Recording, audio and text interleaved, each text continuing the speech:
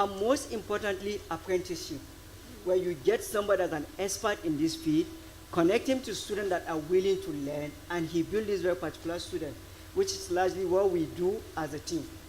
And there are so many other things. Then also support AI startup, because that's where the apprenticeship is going to play more better role. You have an AI startup, and you connect these very particular people with people that are willing to learn AI. And then what we can all do at this point is take online courses. There are so many online courses where we can learn from. But I'm going to stop here.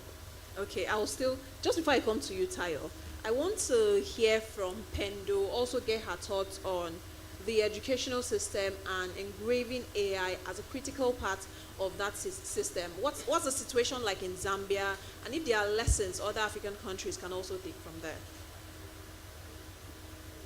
Yeah, education is a very, very critical part of the advancement and progression of artificial intelligence in Africa. And we have seen a lag in adopting some of these technologies, not because we do not see the potential, but because we do not have the capacity, and the training is also insufficient, or let me say the quality of the education in terms of AI training. We also saw this in the software engineering, the era of tech and software engineering. While there was high demand, we did not have readily skilled talent to hone certain software engineering roles. So for Africa, what does this mean in terms of education and looking at the AI era? Is if you look at the universities, we don't have universities from Zambia, we don't have graduates who have graduated with bachelors in data science as at now. And even the public universities are not yet offering these courses or these programs. And so what does that look like for the future? Because the university is a place where which nurtures students to hone the jobs of the future, right? So we have a paradox where we have jobs in AI and new jobs, and then the students have been trained in or are trained in roles that are no longer, or that have become obsolete. And then they'll be saying there are no jobs, and yet the industry will be saying we need talent in these new roles. So I think it's important that now the education sector adapts and becomes more agile. And what does agility mean? We can also partner with internationals, with our Western counterparts in offering training. How can we have maybe say hybrid sort of learning where we can, if we don't have enough AI tutors or trainers, we have a hybrid kind of collaboration where students are still able to learn and train in these new technologies. And also upskilling, I mean skill sets. I think it's important to have the hands-on skills. And another important aspect is the public-private sector collaboration. So there's a disconnect between the industry and the academia as well. So if we can have those two speaking to each other, what are the pressing problems or challenges that we have in the industry? And what can the students start looking at? So that once the students graduate, they are ready to solve real-world problems. Because what happens is students graduate, they get into industry, they can't really work on they're not readily hireable, or they can't kickstart a career in AI or data science because they don't have the domain knowledge, or the skills are also lagging. And at the end of the day, there's that disconnect between the academia and industry. And then finally, I'd also like to speak to the aspect of research. We have a very poor research culture, and I think this has to change because AI requires, for us to truly innovate, we need to research, and investment in research and development will be very critical in this AI era. So for the academia, I think it's important, research and development, to also have public-private and academia collaboration, partnerships, and also finding ways in which we can start investing or immediately actually training students and also the entire populace on what AI, on the AI skills, because these will be very critical for this era that we're in and the near future. So I think with that said, I think I'll submit from here. Thank you so much, Pendo. Just before I go to Nathaniel and Henry, I want to speak to Tayo here. And crucial point, public-private partnership. What would a public-private partnership that will work to help better adoption of AI technologies in Africa look like for you? So there are a couple of building blocks to making that work.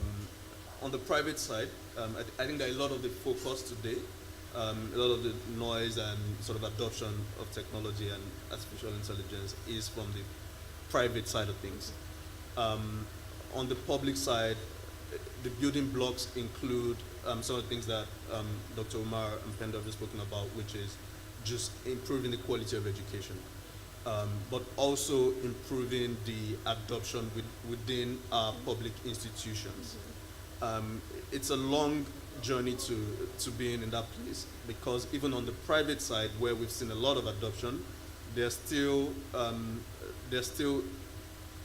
individuals and call it companies today where there is a slight, they think of using AI as substandard, right? I've heard people say, oh, this looks like it was written by AI, right? And they say it in a derogatory manner, saying, Yes. yeah, why would you do that? Yes. But actually, that's what you're supposed to do. It doesn't matter how it was done. What matters is the veracity of the data that's in there. And Penny talked about research. If you're great at research, then that lends itself to sort of writing better prompts just by default, right? On the public side, when I think of even just upskilling to, let's remove AI, just upskilling to new technologies, right? So I've used the example of moving from typewriters to desktops. Today you go into a government office, and this is not limited to Nigeria. This is a lot of sub-Saharan Africa. And you see that the technology that they use is maybe a decade ago, right? And they have all of this bureaucracy around, budget and change management, and even the way that they hire people. And think about, for you to make a change as a society, you have to allow things sort of permeate. Today, if you look at the average age, and this is not to be ageist, but if you look at the average age of people in, call it mid-management in public institutions, right, and how long they've been there and how long they've been doing things the way that they've been doing it, you can see the challenge that, that you have to sort of face and overcome for you to make those changes. So what a public-private partnership would look like, to answer your question directly, is a world where we can replicate things like the 3MTT thing that Nigeria is doing at scale. 3 million people out of a workforce of, call it, maybe 100 million. It's not a lot. It doesn't make a huge dent. And then when you think of when these people come out, what is the timeline to sort of assimilate them into the workforce? We need to speed that up as well. And we need to give it some time. We need to commit resources to it. When the private sector commits resources, they expect returns. Yeah. But there's no clear path to that revenue right now. If you are a GT Bank, for instance, and you have a fund to sponsor X number of people into technology, right? There's no direct line from that to your bottom line today. So it's really just CSR so it's difficult. I think that the solution there is for the public sector to figure out how to compensate you for doing those types of things. Whether it's tax rebates, whether, I don't know what it is today, but those are some of the things that I think we can do. Thank you, Tayo. During your opening thoughts for answering this question, I just remembered when the word Delve caused problem on X, Yes. formerly Twitter, that it was like a mayhem on Twitter because someone used the word Delve, and it became a cliche for, if you want to talk about AI, just say Delve. I delved into it. Meanwhile, for us here, it was a normal thing. Exactly. Speaking with my daughter, I would say, don't delve into this, don't do that. It was a normal thing, but it's now being perceived as too sophisticated or too machine-like in writing conversations. And I think that's also another part that really needs to come to the fore. We know Africa is preparing to be ready, but when we are fully ready, what are we going to come face to face with when it comes to AI technologies? I want to go to Nathaniel now. Still staying on public-private sector partnerships. What's the situation like in Ethiopia? Just like I asked Pendo, Okay, we don't have Nathaniel online yet. Let me just go to Henry. Henry, I will just come to you. When we talk about public, we want to also talk about the aspect of policy. Dr. Umar, Tayo, they've also stated about how we know that the public aspect of the PPP needs to do more. What are your sentiments or thoughts on that?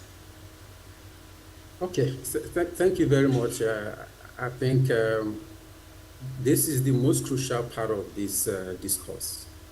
Okay, I'll give you, for instance, now just a little bit of data, to portray the need for this.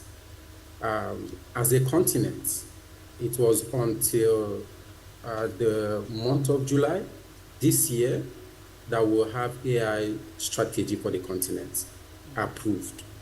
I'm talking of July 2024. Okay, and as a continent, we just have about 7 countries that have AI strategy as a nation, just 7 countries, to tell you how far we are, from where we should be. Okay, so the point is, it has to start from the top. That is the fact.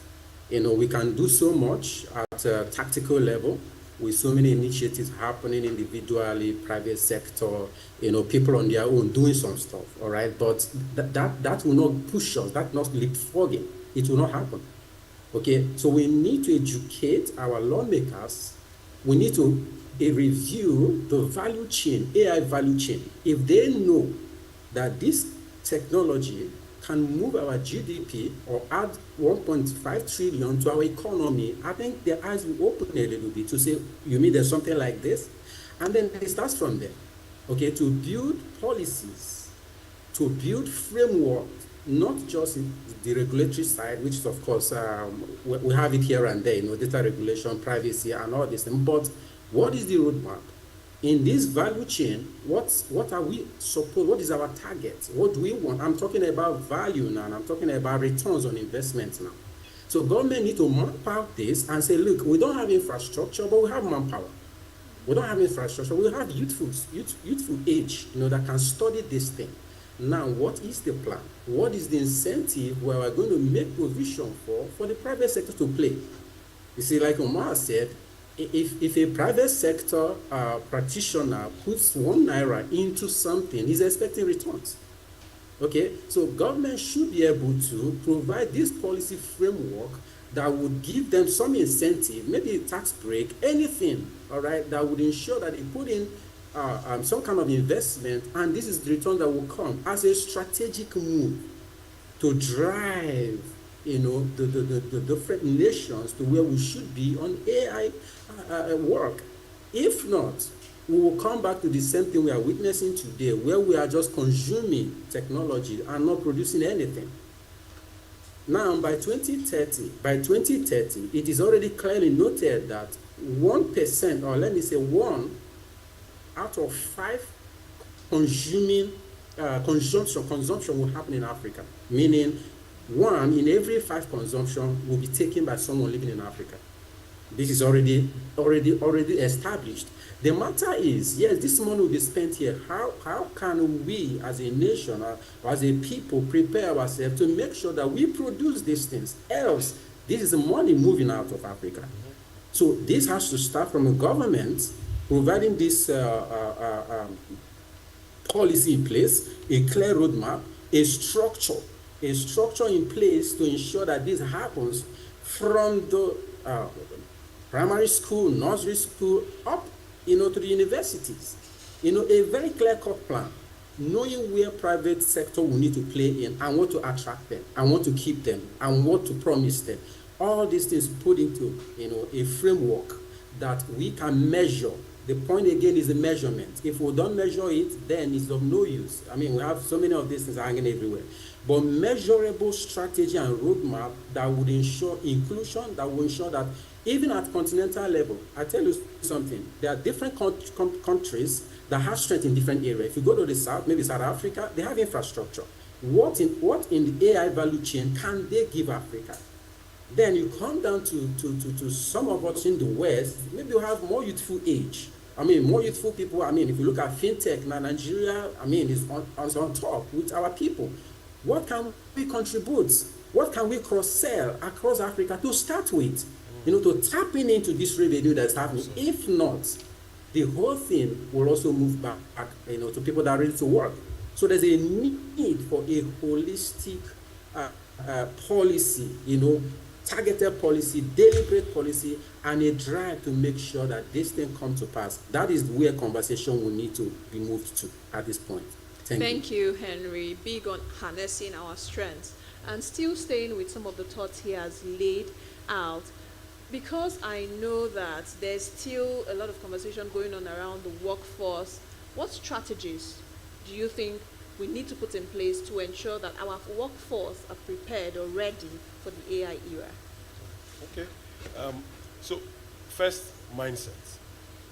Because at some point, and I think it was Tayo that mentioned something around when you prepare a document, and obviously AI assisted or generated is disparate or demeaned.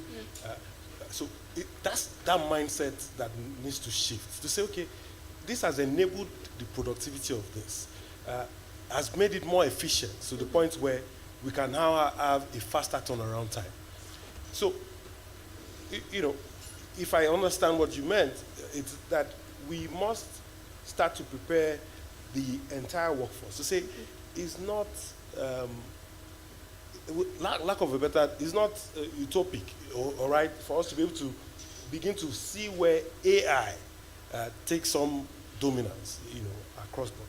Then also, beyond the mindset, is that there's also a need to start to deal with these things around routines. And at the heartbeat of every organization is employee engagement.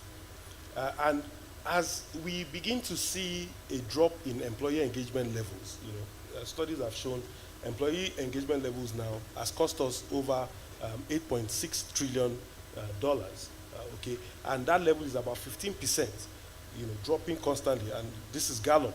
Gallup is an advisory, consulting company, and with this data, we are also now wary of the fact that if we don't get our people engaged well enough, then we cannot achieve organizational effectiveness and efficiency. And that means there'll be a drop in productivity, there'll be a drop in profit, and even a drop in performance. So in raising up HR, almost within the principles that I work, is looking at areas where we can deal with those sentiments quickly. Remember when he started to talk about the migration the transformation from typewriter to desktop.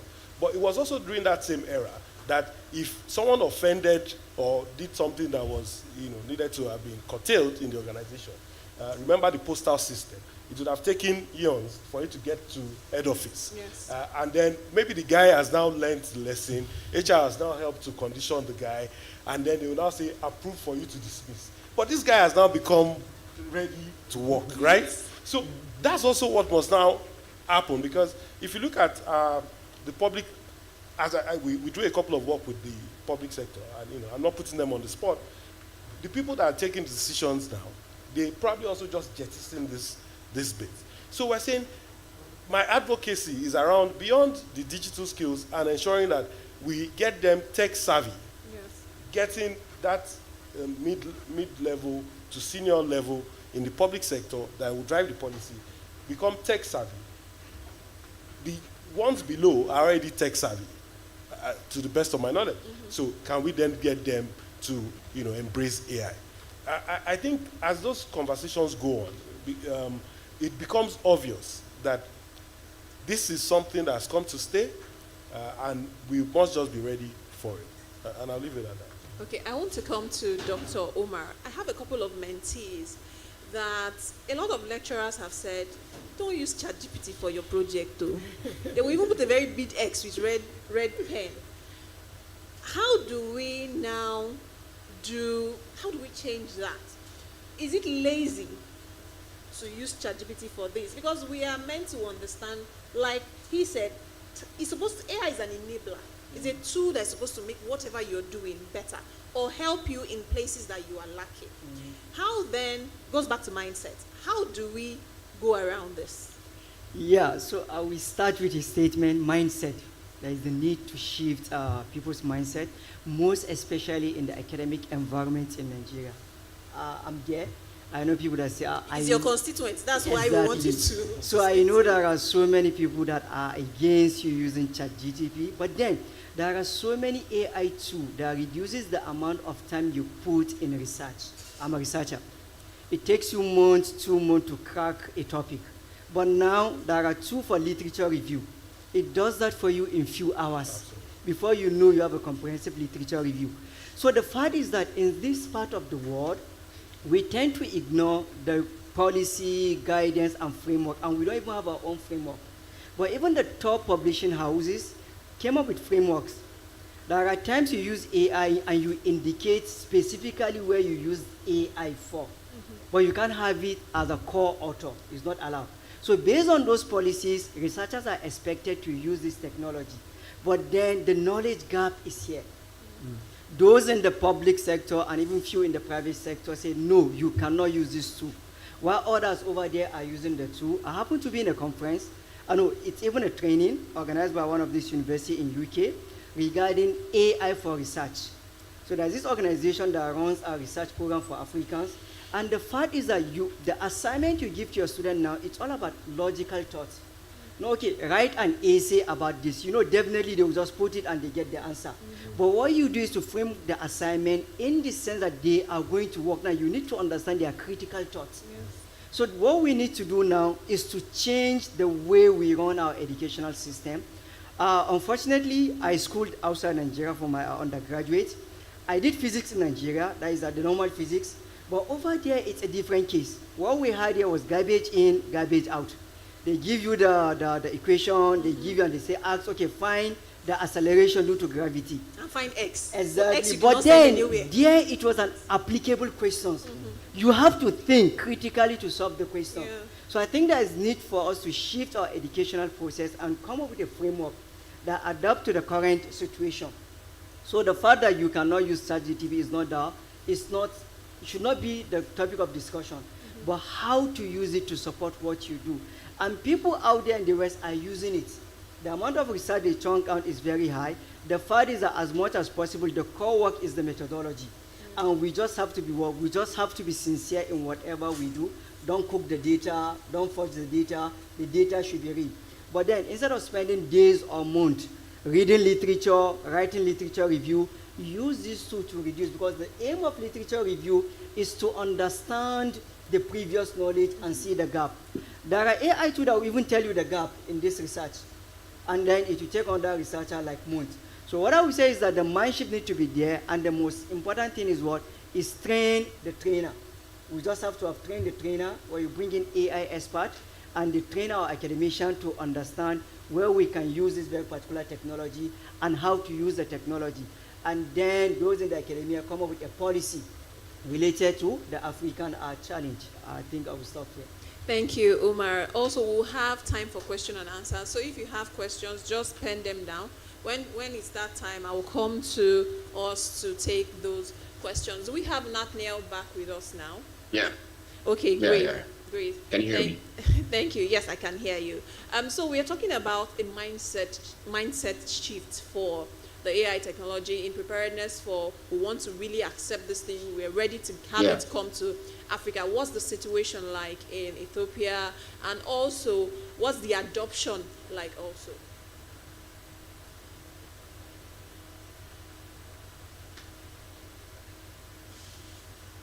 Okay. So unmuted. Nathaniel, if you can hear me, you're Can breaking, you hear? so we cannot really hear you very well.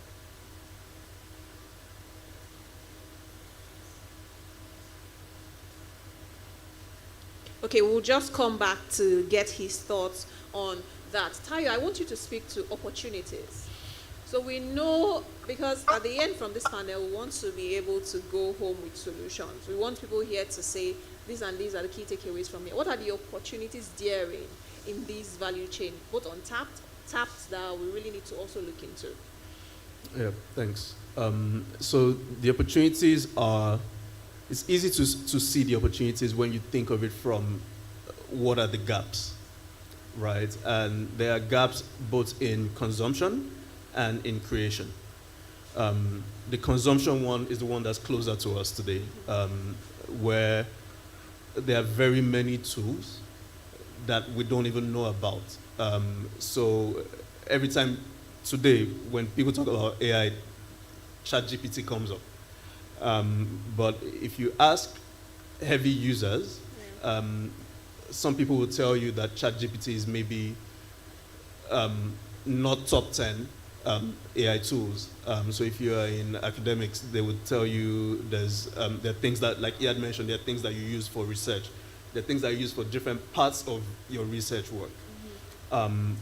And then if you start to solve that by just letting people know that, this can help you solve this problem better, both on an individual level, but also on a commercial scale, so companies and businesses as well. So I run a consulting business, and we help businesses, startups in Nigeria expand into other countries, right? And every now and then, people ask questions around competition. Can you do desk research? How long will it take? We need this information. And a lot of this information, yes, you can find it online, but you need to synthesize it in a way that makes sense for the business. And we do this thing where we say, we can turn it around in 1 week if you give us the details that you need. And people are just incredulous, right? They're unsure how it's possible to do that. But it's because we know the tools to use. And that information is not hidden anywhere, right? It's just right there. So there's that. On the creation side, is much more complex. Again, so one of the things that we do at TileStack is help companies upscale their teams in many different areas. Generative, things being one of those. When people come out of these trainings, what you see is just an ability to execute on ideas that they didn't even know they had, right? Just because you have a new skill now, you can now say, actually, I can use this to create this thing, and I can do it much faster. Maybe not better if you're just starting, but much faster than I could have done before. Or maybe I couldn't even have done it at all before. And now your problem has to be, your new problem is now iteration. It's no longer creation. It's no longer starting something. Is taking the sort of steps to make it better and refining and doing all of those. So the opportunities, just to answer your question again directly, I think that the opportunities for people to be better at their current jobs is first of all not I need to go and get a job in AI. Is that today I am a business leader. How do I sort of figure out my financials and what it looks like between now and the end of next year? I would have had to outsource it to an accounting firm, but there is an accounting tool that is, I just need to put in the data, write the questions the way that I understand them, and it will guide me through. And that's efficiency. That's driving your business closer to profitability faster. You're spending less money. And on the creation side, this is where I think education has maybe the strongest part to play. And there are now sort of institutions that are focusing on this, maybe not universities, but there are institutions that are saying, come and take a 12-week course in how to do this part, how to use this tool, how to do this part of AI.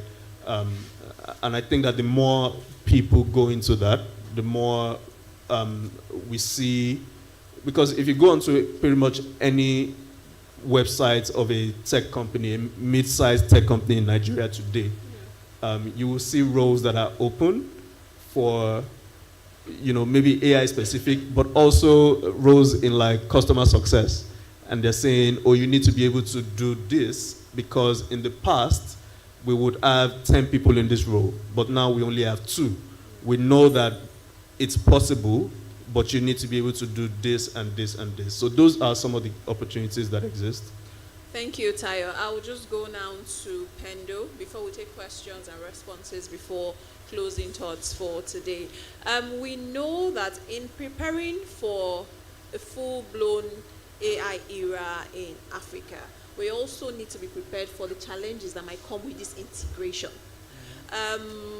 We know it's not all kumbaya if AI eventually comes. When we tackle the problem of adoption, tackle the problem of mindset, there might be other challenges that might arise in that process. Pendo, I want you to speak to what are the challenges and how can we then position to probably tackle them, even not fully tackle them, to be able to address them to a certain level. Yeah, I think we have actually slightly touched on some of the challenges, and I think one of which is consumerism. If we do not develop our own AI tools that are tailored, that are African-centric, we risk having some sort of culture moral decay, in that those models or AI will not be built in the African context. And what does that mean? The aspect of bias and inclusion will just further be exacerbated. I think over time we've been speaking about trying to narrow the gender gap, trying to include everyone. And what does that also mean? I think when we speak of the workforce, most of the reference is made towards the formal sector. But if we look at the African setup, the informal sector is the majority, about 80% plus the last time I checked. So what does that mean for them? If that's the huge population of the sector in Africa, how does AI impact that sector? And these are the conversations that we need to start having now, so that we do not exclude anyone going forward. Because what the world, I think another report from the World Economic Forum does show that there's likely to be a gap between the highly skilled, educated, and the informal sector, and that's now a financial gap, and that's what we've been trying to close all along. So does that mean that the efforts to enable financial inclusion, to enable inclusivity in different parts of the sectors will go to waste? So I think we need to start having conversations around how do we include the marginalized, how do we ensure that those in the informal work sector equally benefit from the emergence of AI, and also women as well. I think we have seen that women have been generally being excluded in most of these advancements of technology. If we look at some of the facial recognition or some of these AI technologies, they have bias because they've been predominantly built on Western data. So we need to start having, how do we create our own data? How do we build models or AI tools that are African-centric, such that even if we have to adopt them, we do not expect a further marginalization or exclusion of certain groups of people. And which also brings me down to the point of ethics. I think ethics is a very critical conversation, and we need to be aware that if we do not build or adopt these models responsibly, I think speaking to what I've already spoken about, and representation of most groups, and also our culture. Africa has a very diverse culture, and also languages as well. So what does that mean for us? I think these are very important. We do not have all the answers right now, but we need to start asking questions around what does it mean for us? What do we need to do now? I think we have the opportunity to shape the next era of technology, or the industry, or the revolution of AI. But I think it comes with so many challenges, and those are some of the challenges that are very pertinent, that are very important to have addressed now, especially when it comes to aspects of ethics, language, as well as Africa, and also our culture. We need to preserve our culture even in the advent of AI. And finally, I may have already said finally, but also the aspect of, we also need to look at the workforce. If we're going to say AI is going to displace some of these roles, and we are not upskilling or changing policies to ensure that there's a safety net for those who will be displaced, it becomes another challenge, because for nations, I think it's important their productivity for most of our nations is measured by the number of people we're able to employ. And if we're going to take out some people due to the emergence of AI and routine tasks being automated, while we're not investing in upskilling and training and ensuring that everyone is prepared, there's that risk of people being laid off or made redundant. And I think it has an impact on the economy and also our communities, because at the end of the day, we have these jobs, we need to feed our families, we need to support our communities, and also it brings a certain sense of satisfaction as an individual if you have a job and you're earning money.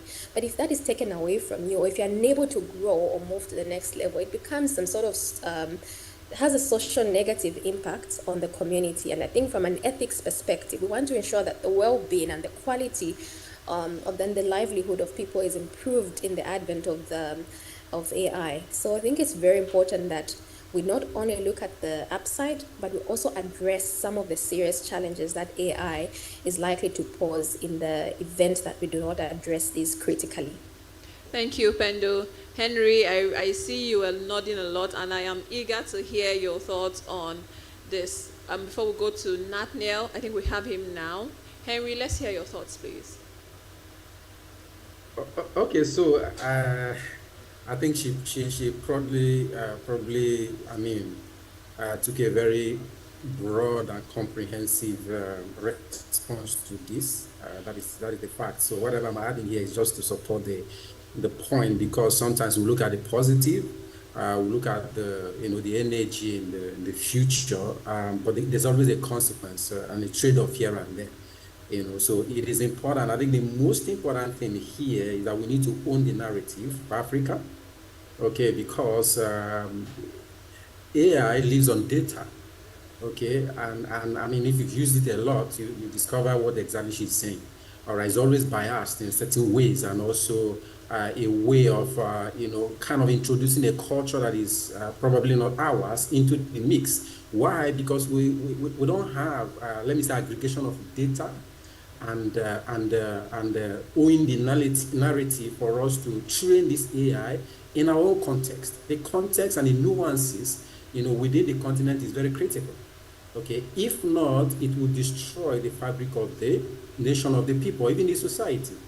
So we need to, and that's what I was talking about, looking at where we play and how we collaborate as Africa. We will not be able, there's no one nation in Africa that can actually, say, okay, wait, in the entire value chain, we can handle it. No, we have strength in different places and we can collaborate. And I think that was the aim of the continental AI strategy, actually. And I think from that point, we can go, to play in the areas where we can bring something on board, where we can bring some value to the continent and own the narrative. That is the critical thing here. The AIs we have here, the models, the algorithms should be built with us in mind, okay? And the data should be our data, so that the learning can be tailored to us. Else, we'll lose it completely. And that is the conversation that is very, very important for all the countries to begin to look at in terms of regulation, in terms of preparing, this adoption in a scale. So I think that's quite insightful one from Pendo. Thank you very much. Thank you, Henry. Nathaniel, if you can hear me now, previously I asked around issues around adoption in Ethiopia and challenges faced to adoption of AI technologies as Africa prepares to be fully ready for the AI integration era. Yeah. So I'm sorry about disconnecting a couple of times. I jot down the points and I'll just run them down. I mean, in Ethiopia, there's an institute that is led by the state. It's called the Ethiopian Artificial Intelligence Institute. And it's responsible for exposing AI to the community in terms of awareness, as well as developing innate local technologies. And it has a mandate and it has been operating for the past 3 years. And it has a tremendous amount of success in the past. And this shows how the government is actually accredited AI as a huge opportunity for country like Ethiopia that is late comer into the whole sense, and just the policy-wise, that there's a playground for any AI technology to be adapted if there's any sort of innovation that might disrupt the ongoing traditional way of doing things. It supports startups to actually have a small room for playing around before disrupting and just causing that much of a damage. I think this can this can be a good model for policy in terms of how we can integrate AI into an existing system without destabilizing the overall process of existing natural businesses, and the huge focus is not just on AI, but digitization. And I think the panelist also has mentioned how sensitive our data is. And that means we need to digitize our own process, we need to digitize our own communications, we need to digitize our own knowledge base, our languages, and all that stuff need to be gathered as soon as possible so that we have the leverage of owning the data. And at the same time, there's a huge leverage on there's a huge project that has been launched for I think it was 2-3 weeks ago, 5 million coders. So that's in partnership with the UAE government. So the main aim for this is to create a workforce that is ready to take over this capacity when it comes to digitization. So as much as it takes it's a risk that it poses on taking other jobs, but it also creates a huge job opportunity for the coming generation. And the way I see it is, instead of trying to force AI into the public sector, what I see is just have a public-private relationship where like the tech and all that tech savviness can be injected into the public sector without destabilizing the ongoing public sector, how it has been operating, all the methods that they used to use. So without destabilizing that, there's a move or a trend that is used to inject this digital capacity. For example, in an organization, they're just forming this tech directorate that is responsible for teaching tech for all or exposing tech for all workers in that organization. At the same time, taking the load off from this traditional way of these people that do not have exposure to AI, taking their load off and try to fast track their process or try to fast track their efforts without just putting them into a lot of trouble into learning this new technology. And also, when it comes to the youngsters, they have been freelancing, they've been learning online. The self-taught era is also booming here.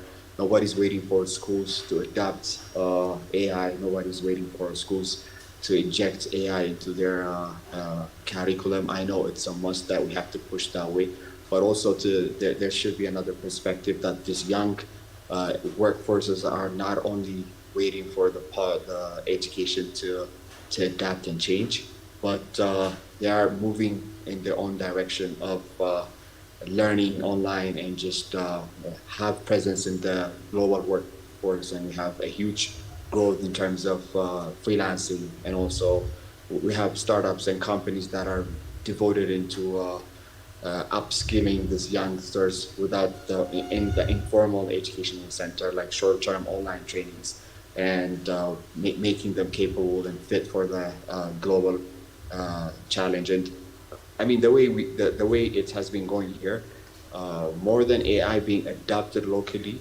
the local talent force is developing and making themselves ready to sell this capacity to the global markets and try to find a way of making a revenue out of the workforce as well, so that can be injected back into adopting AI locally. Because it's like the way I see it is, financing it can be a little tricky, because we have been going on through our own roadblocks, we have our own other issues. So financing is the key criteria in terms of everything we've talked about, from infrastructure, digitization, awareness creation. Everything needs finance. And how do we finance it? The way I see it is, if we say we have all this young work we enable them, if we can take the top ones and have an online remote gig where they can sell their knowledge, be competent, and create some sort of value and use that value to actually give back to the community and do some good. So, yeah, that's how I see it. Thank you so much. A whole lot to unpack from everything he has said. But because we don't want to take more of our time, I think our time is already fast spent, I will just open the floor for 3 questions. If you have a question, just put your hands up. Just 3 questions. My questions have passed through you. Organizers, how many questions can I take, please? Only 2? Hey. Okay, just put your hands up and we'll just take the questions very quickly. The questions and the... Please, we'll take only 4. If any question is alike, we'll just take the 2 in all. 1, 2, 3, 4. Sad, because you are smiling at me, I'm really finding it difficult not to take your questions. But we'll respond to the questions very quickly. Number 1, please, let's go. Very, very quickly, please. Let's not dilly-dally. Good afternoon. I wanted to find out, in terms of research, does ChatGPT produce plagiarism? Maybe in terms of research for a topic or maybe research assignment. Okay. Does it produce plagiarism or Okay. how can you avoid that? Thank you. Very much. Number 2. Don't worry, they'll come to you, sir. The mic is behind you. Good morning, everyone. My name is Mr. Musa Migori. I'm all the way from Yobe State. From what state, sir? Yobe State. Yobe State, okay. Yes, I'm working at Federal Medical Center as a principal coordination secretary. So, as the rise of the AI come, I started putting myself to see that I want to learn AI technology because I've attended various online courses on AI generation, which is recently I've attended one that currently taking place in Kenya online. That is AI technology and the of artificial intelligence and the of technology. So my question is that how can African government will continue to support the adoption of AI technology so that we can move our African forward at the eyes of the global. Thank you. There's one person behind. We might not take all the questions, but please, you can walk up to any of the panelists here if you have thoughts, and they will share the thoughts with you. Go ahead, sir. Good morning. My name's Kabir Lawal from Value Chain Television. Good morning. I want to talk from the aspect of broadcasting. Way back, broadcasting was actually down because the AI was not well pronounced. But now that the AI has been introduced, and in Nigeria, we're not lagging behind because, yes, it's a kudos for us. We are really making use of that space. So with this sitting, what do you think can be done to make it, more pronounced in media houses, to make dissemination of information very, very effective? Thank you so much. Please go ahead, sir.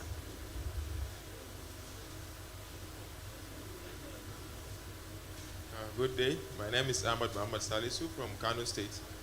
I have a question, and it is the fact that my team was tasked to implement AI into, let's say, 15 business firms in Kano.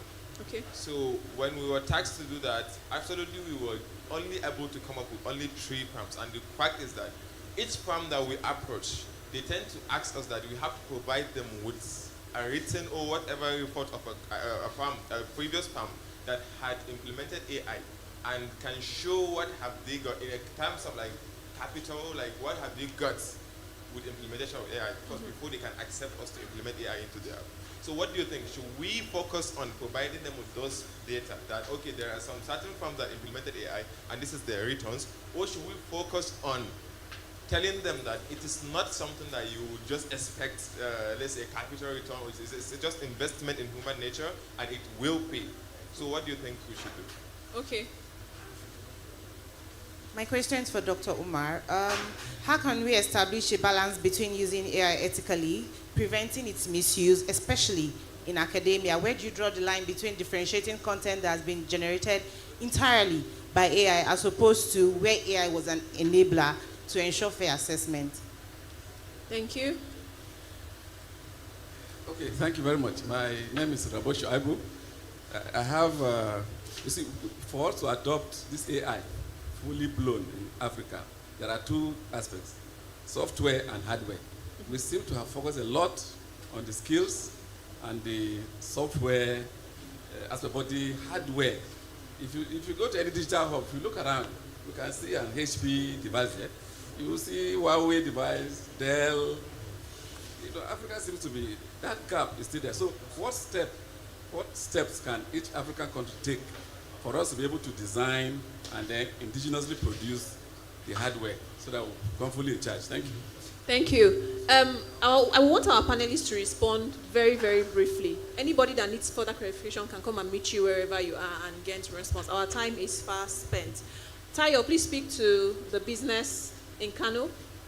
Yeah, I think that, first of all, I hope that you have an expected outcome from this pilots that you're doing. If you do, you've picked 15. There are going to be people who are just going to require more time for you to convince them.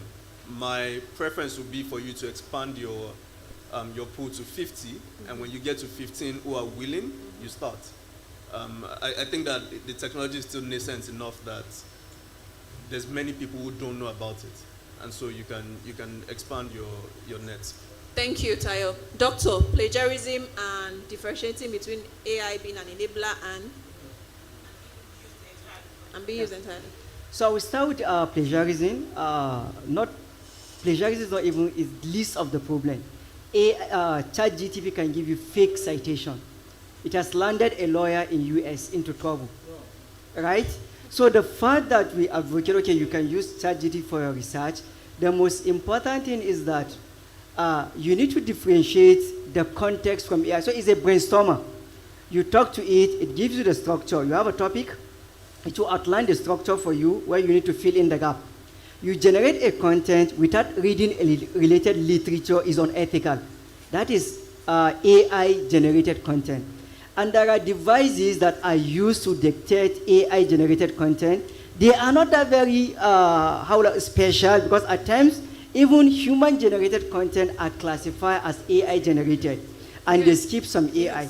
So as an individual, there are ethical policy, and as a researcher, if you do that in your room alone, we don't know, but then you need to ask yourself. I was in a webinar where I talked about using AI tool for research. One thing I keep hammering on is what? It's individual integrity. You just have to be sincere, right? So instead of plagiarism is not the main concern, fake citation is the main concern. So use the tool as calculator. If I ask you 1 million plus 1 million, you bring out your phone, right? And you give me the result. So use AI as a tool, not as something that will be doing the work for you. I'll keep it short. That answers your questions too? For academician, I had a class. What I did is that they need to write an article. These are undergraduate students related to software security. I know if I say, okay, write this article, they are going to generate the content from AI. But this was a yardstick. You need a published article, and the time frame was 3 years, meaning 2024, 2023, 2022. You just have to go and get this article. That is number one. I'm going to check that. Number two, whatever article you are using, you need to reference the article, and you are uploading the article. I know there is a tool you can use to summarize the information. That is not my problem. But you dig in to get this very particular recent article, talking to the article, you have the recent information, and have a structure. It needs to be this heading, this title, this title. It has to be according to my structure. So meaning we, the academician, we just have to go extra mile to create whatever we're creating. It's not the content that matters to me now.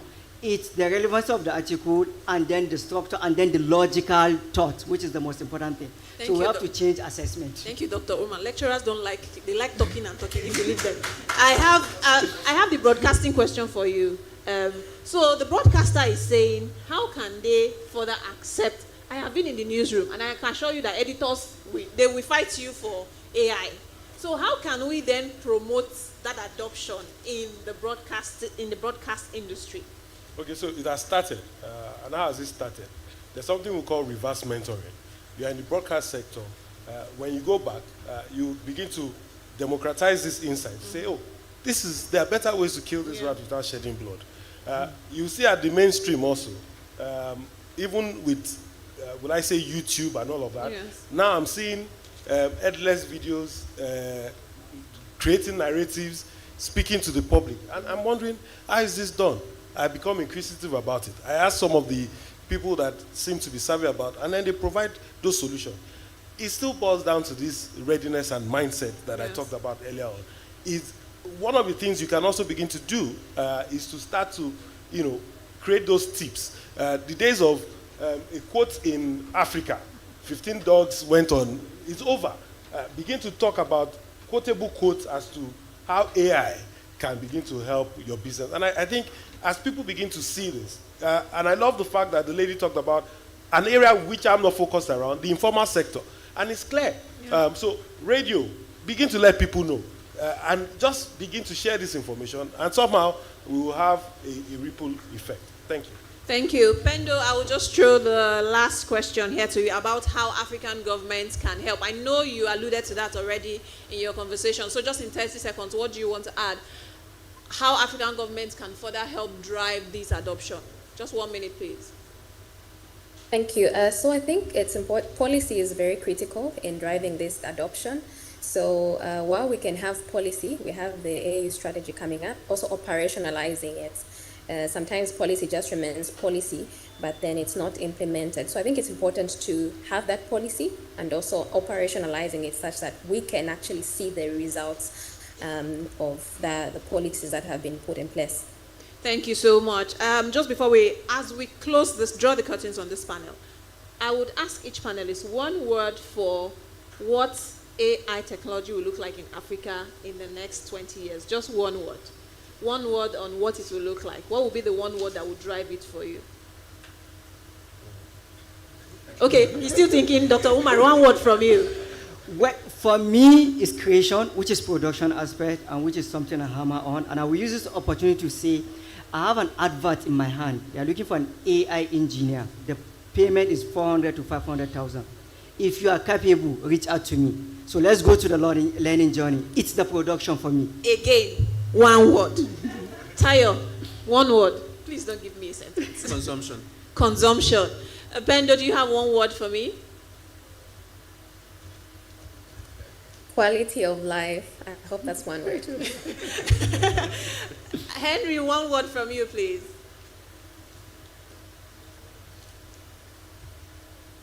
Value creation. Okay, so it is. I have confirmed that my panelists don't like one word. Please, a round of applause for all the panelists that have joined this panel to add value. Oluseyi Taiwo Adepoju, Managing Partner, Strength Africa. Pendo Manjele, Data and Analytics Senior Specialist, Zambia National Commercial Bank. Nathaniel Kabede, Co-Founder and CEO, New Era Research and Development. Tayo Showale, Founder, Thrive Consulting Limited. Henry Ogbu, Head of Delivery, FinTech, Philips Consulting. Dr. Umar Adam Ibrahim, AI Researcher and Startup Advisor. A round of applause for them, please. And my name is Christiana Amadou. Thank you for listening to us. Thank you.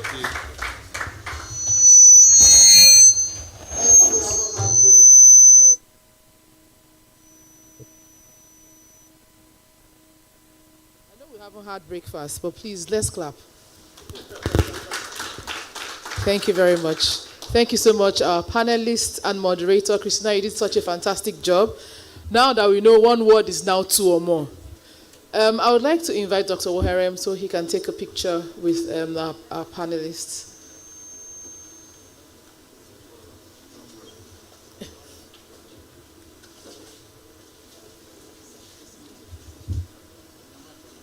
Conférence qui se tiendra du 3 au 4 septembre à la Maison du Mérite, Metama, Abuja. N'oubliez pas d'inviter. Bonjour, Noma. Je dirige Consultants Globaux Digital Africa, l'organisateur de la conférence et exposition Digital Africa annuelle. Je voudrais vous inviter à la 12e édition de la conférence qui se tiendra du 3 au 4 septembre à la Maison du Mérite, Metama, Abuja. N'oubliez pas d'inviter quelqu'un. Merci. If this is me speaking French, bonjour, or if this is AI. So if it is me speaking French, say yay. So you all believe this is AI? Sir, I cannot speak French. So, well, I just wanted to show you one of the tools, one of the things that AI can do for you. So when we were marketing the conference, we actually created, I spoke English, but according to AI, I spoke French. So, and hopefully we will get to a point where with AI, we can speak TV, we can speak Igbo, we can speak Yoruba, and our local languages. So like they said, we need to make AI Africa-centric. Because at this point in time, we only speak French, Spanish, and those other kinds of languages. So let's get kicking and let's get rolling with creating the AI we want for our own for Africa. Now we're going into the next session by the founder and CEO of Quantum Innovative Technologies, John Igata. But before I call him, I would like to actually show you all this book.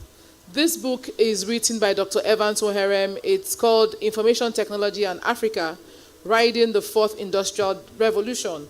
Now, the good thing is, for those of us that are here who want this book, can get it at a discount. The hardback originally is 10,000, but is going for 7,000 here. Then the paperback is 6,000, but it's going for 3,000 here. So you can pick any of the books, any of the hardback or softback at the paperback at the registration point. So please let's welcome John Igata. He's going to do a demo session on the Quantum Doctor. Please let's clap for him now.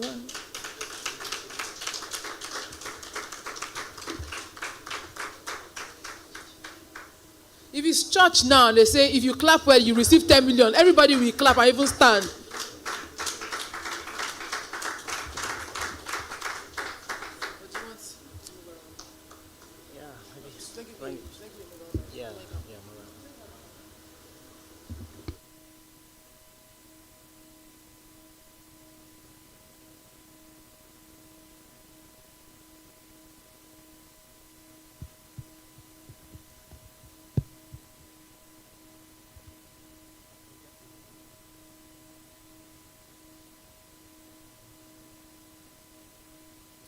Okay. Can you all hear me? Can you hear me? Okay, so I want to thank Digital Africa once again for giving me this platform to introduce us to this platform that is this software and hardware that is meant to revolutionize healthcare in Nigeria and the world at large. But the revolution has to begin from our country because charity begins at home. So, without much ado, is this mic working? Okay. All right. So, without much ado, I want us to move straight into the demo because I love action a lot, and for the most part of it, seeing is believing and using is believing. So many of us, we heard when we were talking about during the panel session yesterday, we spoke a lot about the platform Quantum Doctor and how it's been posed to revolutionize healthcare, delivering health insights in local dialects, and also giving us quicker access so that even if doctors and nurses go on strike, as is usually the case in Nigeria, the healthcare of the nation will remain at equilibrium. That is what we are trying to solve here. So the common Nigerian will have real-time health insights delivered in its local dialect and etc. So before I proceed further, I would like to also introduce my co-founder, Precious Adeze, is here. So please celebrate her. Okay, so Precious Adeze is a cybersecurity scientist, and then she heads the cybersecurity division of Quantum Innovative Technologies, ensuring that we are free from cyber attacks. And also, she is the CEO of Byte Bunker. She has a company, Byte Bunker. They deliver cybersecurity and lossless solutions to software companies as well as hardware companies, making sure your platform is impenetrable by hackers, by unethical hackers. So she's a pen tester and also everything about cybersecurity. So she works closely with me as a co-founder in QIT. So if you have a hardware solution, if you have a software solution that you are looking at protection against cyber attacks, she's a very competent person in that aspect. And I encourage you to get her contact after now for that. Because in as much as technology rises today, we have advancement in AI, advancement in medicine, advancement, sophistication of technologies. You should know that there's also increase in the rate at which data is generated today. So data needs to be protected. So don't take that for granted. Take everything to be serious. So right now, the Quantum Doctor platform, without much ado, has two facets. You can register on our platform as a user, as a patient. So the normal Nigerian using our platform is considered as a patient. So you select the patient role while registering.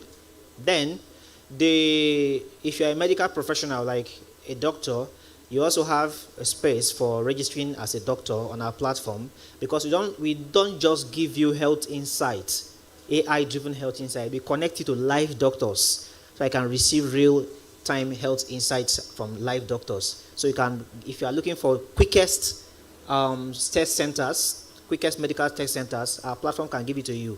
We have integrated the most sophisticated AI pattern recognition algorithm that can help you to carry out what is known as semantic search. Many of us, those are tech savvy, you know about RAG, Retrieval Augmented Generation. So we've incorporated all these cutting-edge technologies that are tied to AI advancement to make it easy for you.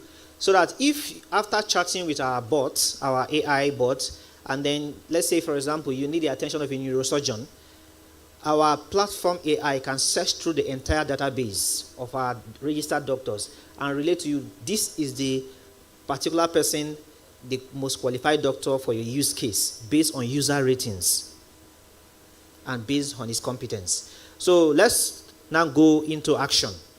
Now, we need someone to volunteer to create the account. We are going to create an account, like a user account. We create the account with your details. So you just tell us, we'll create the account. So someone should volunteer to do that. So while you are doing that, they can be entering the details for you. So that for us.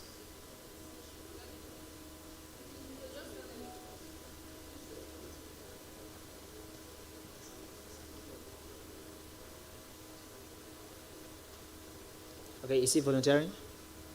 Okay. So you can watch the screen how he is being registered on the platform.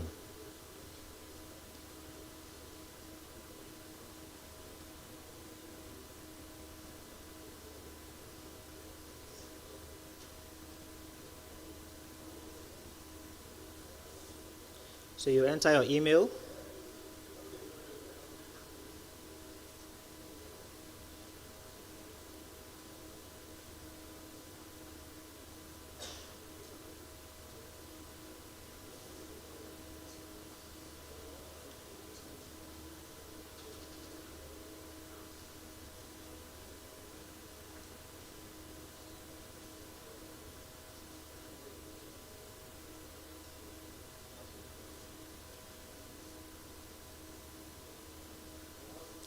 So you can ensure that the password is correct. For accuracy purpose, can jot it down for usage next time.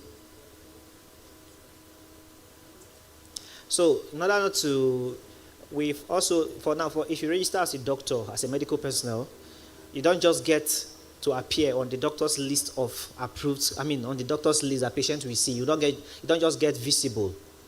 So when a doctor registers, he or she will have to upload the medical certificates, everything that makes you a qualified doctor. You will submit it, and then you will be subject to verification by our team of experts. They will check to make sure you are a qualified doctor. Then after approval, that is when you can appear on the list of doctors to be consulted with. So you don't have to be afraid of, is this person a real doctor? Is this person not a real doctor? Because health care is a sensitive aspect. So he has created a successful account. You can see that, successfully registered. So he wants to now log in. So you can ensure the details are correct, and then you log in.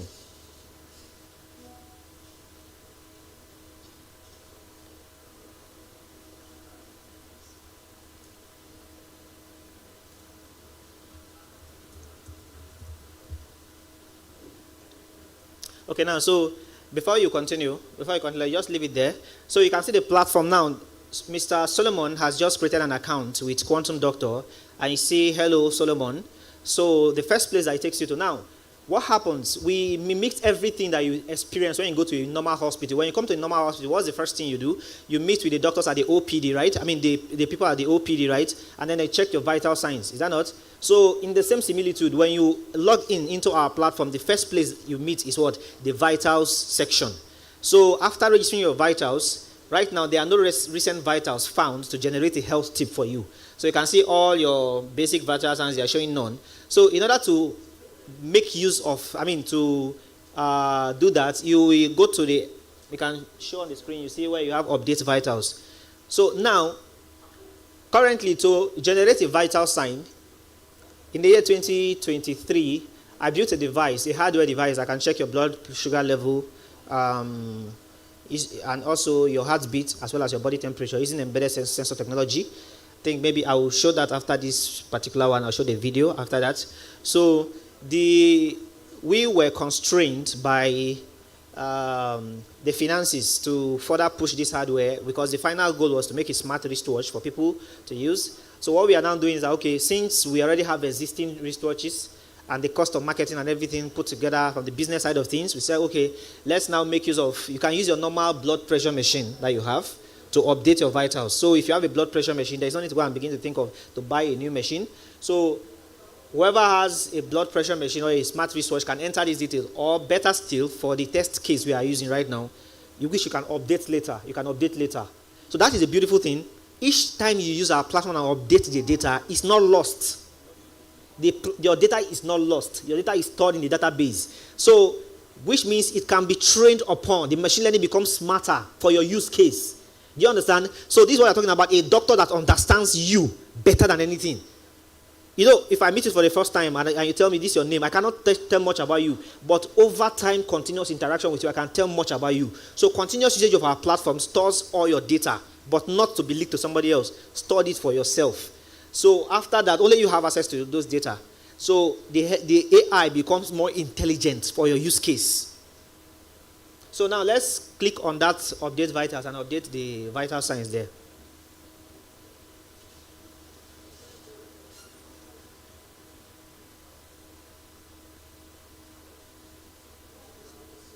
Okay, so now do we know the normal temperature range for an adult? Medically speaking? What is the value? 36.5. So maybe, yeah, it's good. Leave it at 32 and see. Leave it at 32 and see. So you have the systolic and the diastolic blood pressures.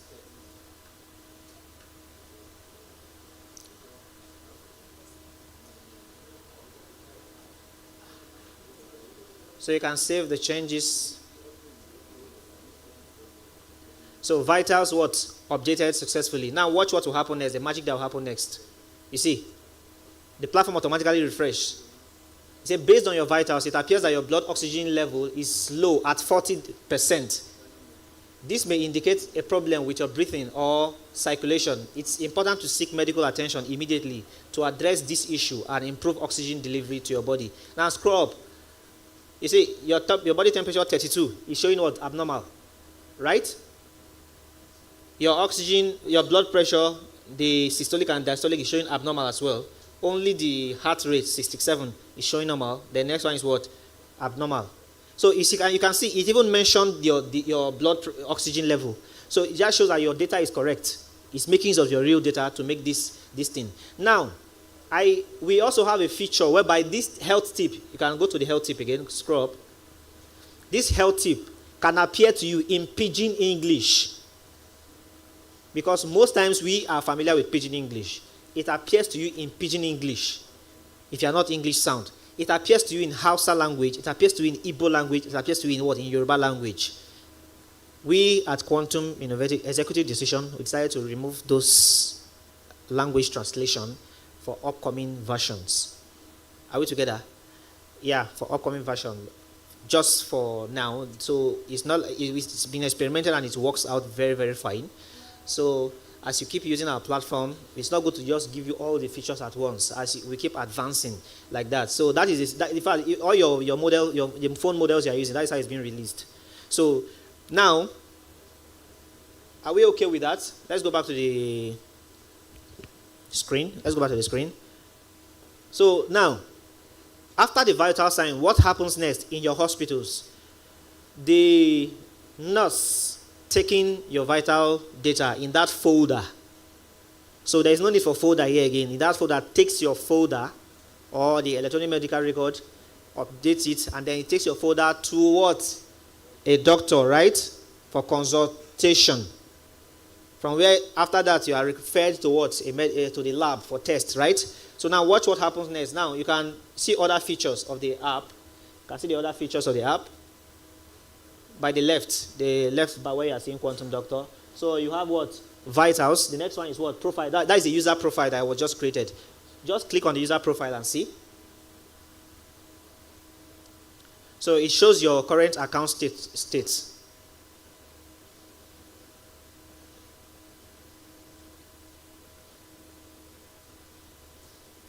So this is him, the details he entered. So you can see appointments, nothing, messages, nothing, because he hasn't booked any appointment with any doctor and there are no messages from any doctor. So now go to the next aspect, which is diagnosis. Now, our diagnosis, now you see the magic happening. Hello. I'm Quantum Doctor. How are you feeling today? So this is where the AI conversation begins to happen. So now you are from the vital signs now. You have left this thing. There are two forms of doctors you can consult with on our platform. You can consult with Quantum Doctor and you can consult with live doctors. So now you are with a Quantum Doctor now, right now. You can chat. So let's say just send any prompt. You can type a prompt, you can speak into it. This is for those that don't know how to type. You can speak into it. So speech to text recognition. And then you have text to speech back to you. So you can type, okay, just type any illness, that is what, okay, I've been feeling this and that, and send it, and you see the response.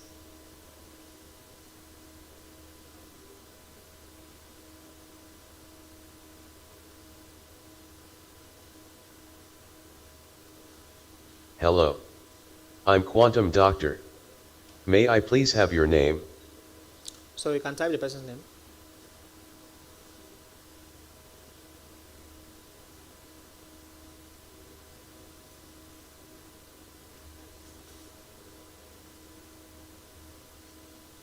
Hello Solomon.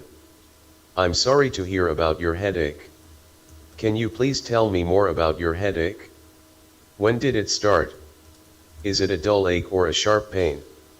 Do you have any other symptoms such as nausea or sensitivity to light or sound? Okay, let the chat continue.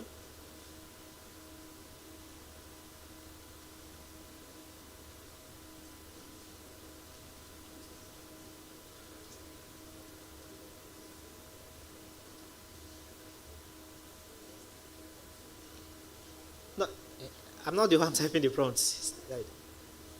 Thank you for sharing that, Solomon. Since your headache started yesterday, it's considered a recent onset. Have you been feeling any stress or tension lately? Have you had enough water to drink in the past few days? Do you spend a lot of time looking at screens like phones or computers?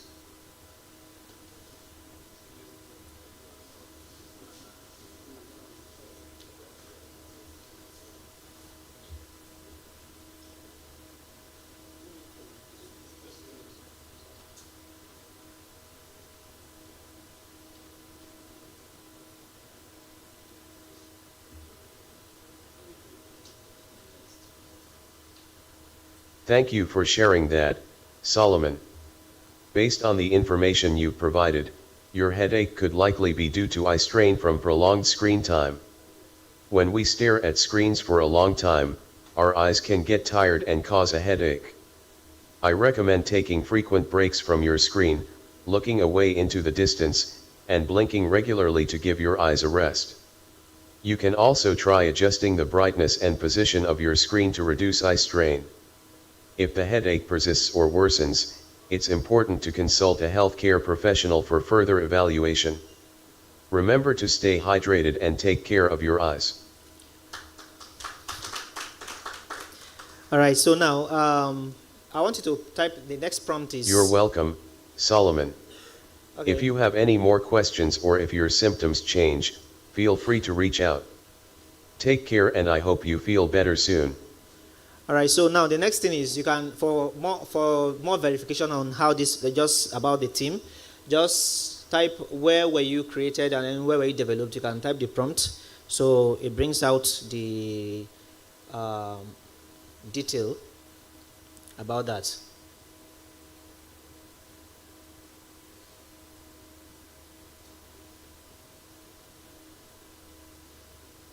I was developed by a team of machine learning engineers at Quantum Labs, a division of Quantum Innovative Tech Solutions Ltd.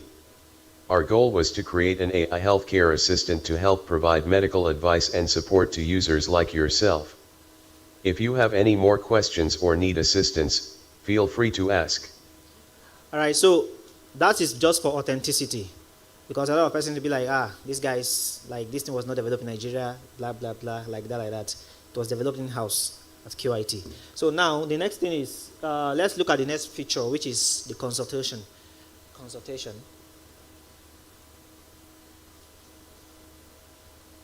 Now, here are the doctors registered so far. So we launched the platform about a month ago, so we are currently doing beta testing. We have not released it for the public use, so that's why we don't have much people registered yet. Now, these people, they didn't just register and then you saw them here. They have to be approved before you can see them here. So you can see the green symbols there is showing that they are online. The first doctor, Emeka Agbala, is not online. So you can note those online to chat with. So Akogu Simon is a gynecologist, Abuja, and he is online. So what you can do, you can give them star ratings. You can give them star rating of your choice. Then you can also send them, book an appointment with them. So let's look at, for example, booking an appointment with Precious, for instance. So before you go to that, okay, here you only get to chat with Precious. So send a chat. You can send a chat. Okay, this was a formal message. You can send a chat.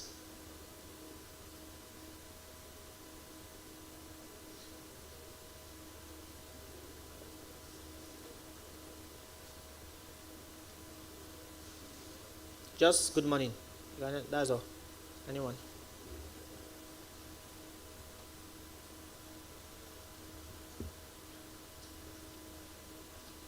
So you can go back to the consultation. Just go back, click on the consultation icon. So this is just for the chart. By sending this chart, now the doctor sees it in his own account, the particular doctor in question. So now scroll to the right. You see an icon for consultation, the green icon there, consultation.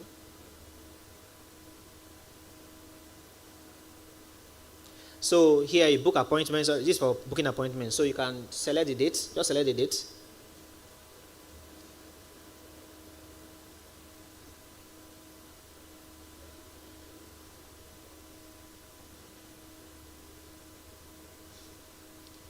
Time.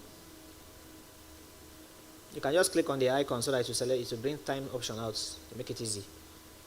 Okay.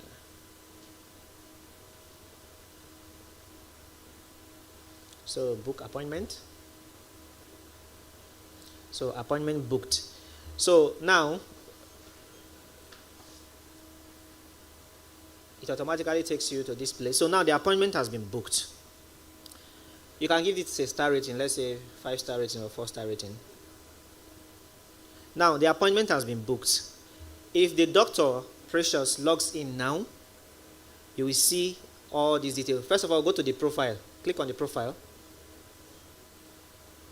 You see the changes in the profile now. Now he has booked. Initially when we went to the profile, there was no data for this thing. So now you can see on the appointment now, he booked an appointment And then the status of the appointment is what? Pending.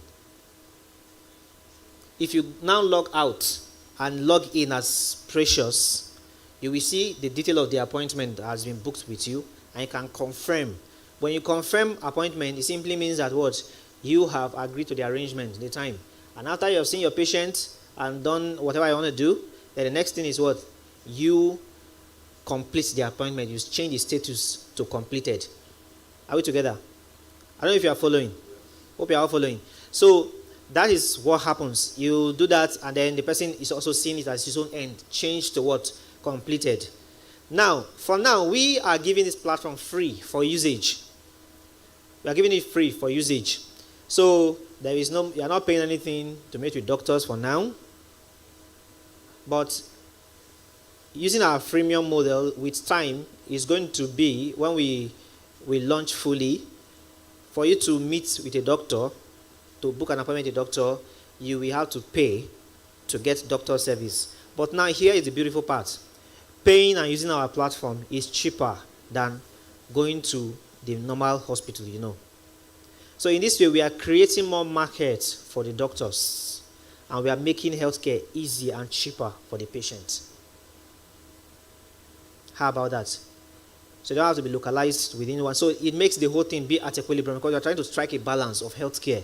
We cannot keep running to India every year or running to other countries because we need quality healthcare. It's a shame.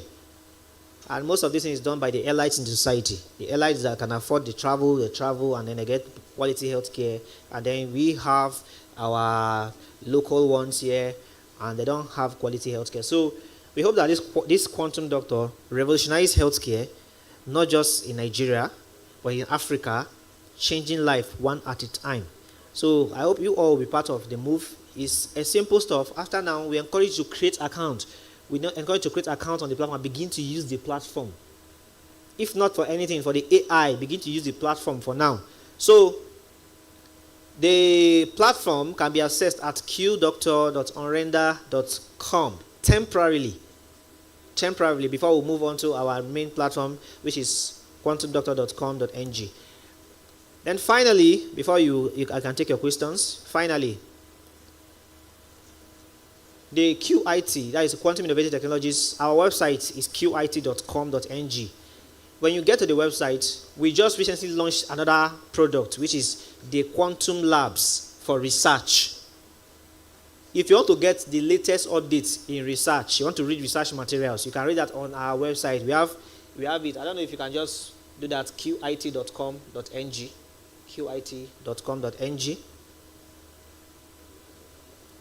/research.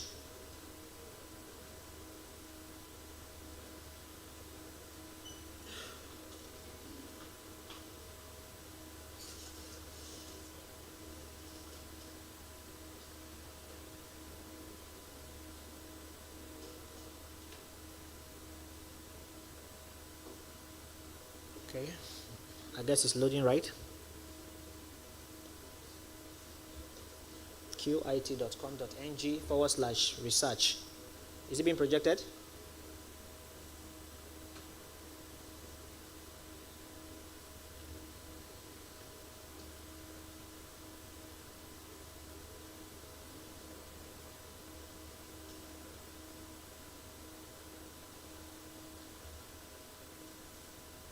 So this is not limited to QIT. If you're a researcher here, and you write research, like just want to publish a research articles, just articles, you can reach out to us at info@qit.com.ng. Send your research. We will go through it and upload it on the site, so people can reach out and interact with you more in the research. So the research is not just limited to the individuals at QIT.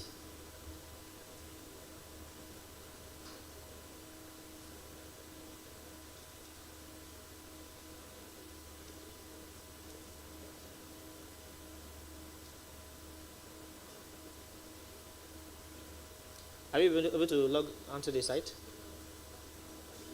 It's not coming up? Okay, so let's take your questions. Okay, sir.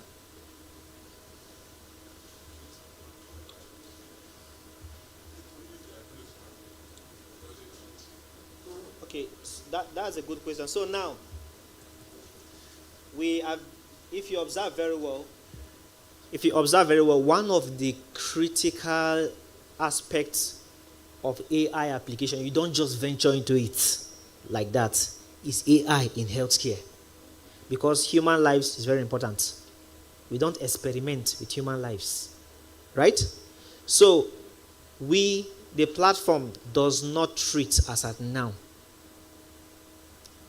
The last chart was, he referred you to a medical professional. If you look at it, he referred to a medical professional. So you are encouraged to visit a medical professional after that. We are not saying that now, after now, everybody begins to go into self-medication and the rest like that. There is our scientists are currently researching on drug discovery, incorporating drug discovery on the platform. So is the use of AI in what? Modeling new drugs, discovering drugs for ailment, for treatment. So that is a feature that will come on board in the nearest future. So for now, there is no way the platform can just automatically say, let me stretch your hand, and they stretch your hand. It's not a robot, which is also a project in view. We are building a humanoid robot in respect to that does this healthcare diagnosis. So it's just like quantum doctor in human form. So we are building that. So if there are partners, investors here that are willing to join the project, you can join. Currently, we are collaborating with Dark Robotics to do that. We provide the AI infrastructure, they provide the hardware, and then mechanical design and everything. So it's a project that is currently in pipeline. If you are interested in the project, you are invited for collaboration after now. Thank you.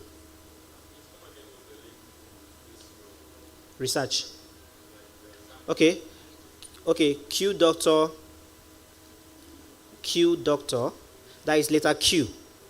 Q doctor dot onrender. Maybe you can project. That's a quantum doctor. This thing. The demo we just had. Maybe you can display the link on the screen so that they can get it. It's a temporary link, but it's good. Just register with it. Everybody that registers will have your details, your email address. So when we want to do any migration, we will inform you or notify you on the new link to access the platform. Also, we're also working on the mobile application as well. Is it? Okay, just display the, okay, they are working on it. All right.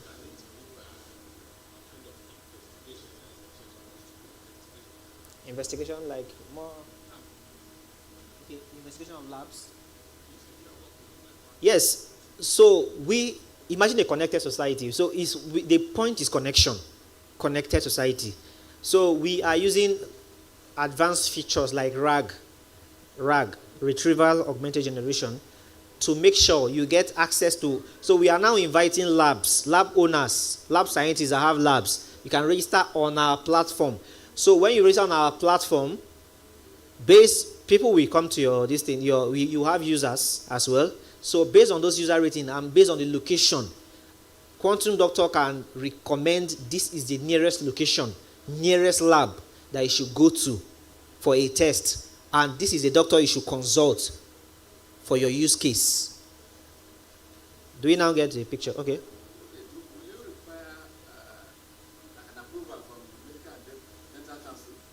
Of course. So the thing is, we have a medical personnel on our research team.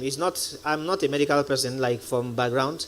In fact, I studied agricultural engineering from Federal University of Technology. So I'm just a self-developed AI engineer. So I worked on that. And then because of that, now we have a medical personnel on our team that makes sure we work and develop the solution in compliance to medical standards. So all those stakeholders, medical stakeholders, are welcome on board for this. So we need some licensing. Quite all right. That is why we are still at this phase. We still need some licensing to go public. So like you said, we are not collecting your data. I mean, we are not using your data for anything. Like, Facebook, others, Google, and the rest, they make use of your data to make sure they personalize. They do what they call recommendation system to you, right? We are not collecting your data. You have access to your data, you yourself. And now, this prevents data corruption. You know, for an AI to work very well, it needs a data scientist, right? That performs operation like data preprocessing, data cleaning, data wrangling, and the rest to make sure the AI, the data is well suited for the AI. So the quality of the data determines the outcome of the AI that you have, right? So now, that is why we said you have to create an account on our platform. So your data is peculiar to you. That means one family now can purchase one single device, one healthcare device, maybe blood pressure machine, what is the name of this thing? Temperature sensor, temperature thermometer. You can purchase it. Everybody can use it in the house. But when you use it, you update your own on your own app, right? It's as simple as that. So in this case, we are not putting much burden on anybody. Initially, like I said, I built a hardware. Maybe you can show the hardware. Let me send it to you. It's just a video hardware. It's not a link.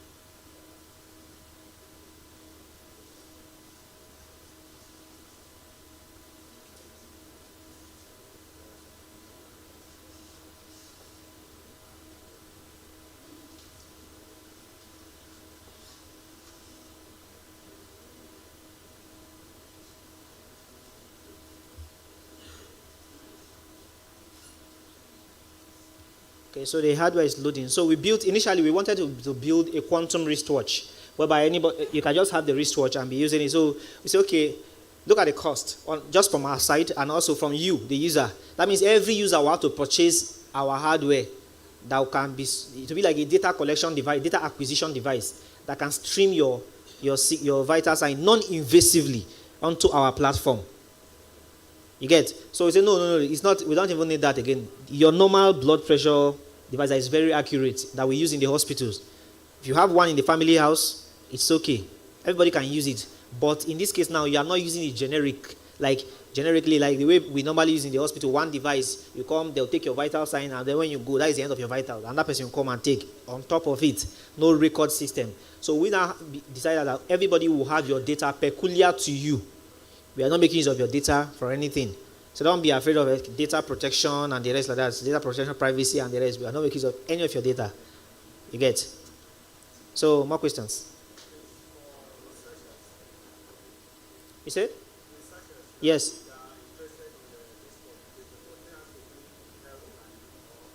No, it must not be in Healthline.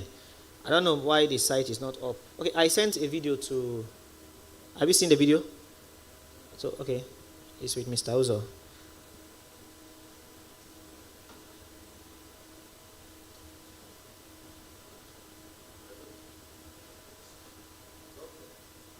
So it must not be into healthcare. All right.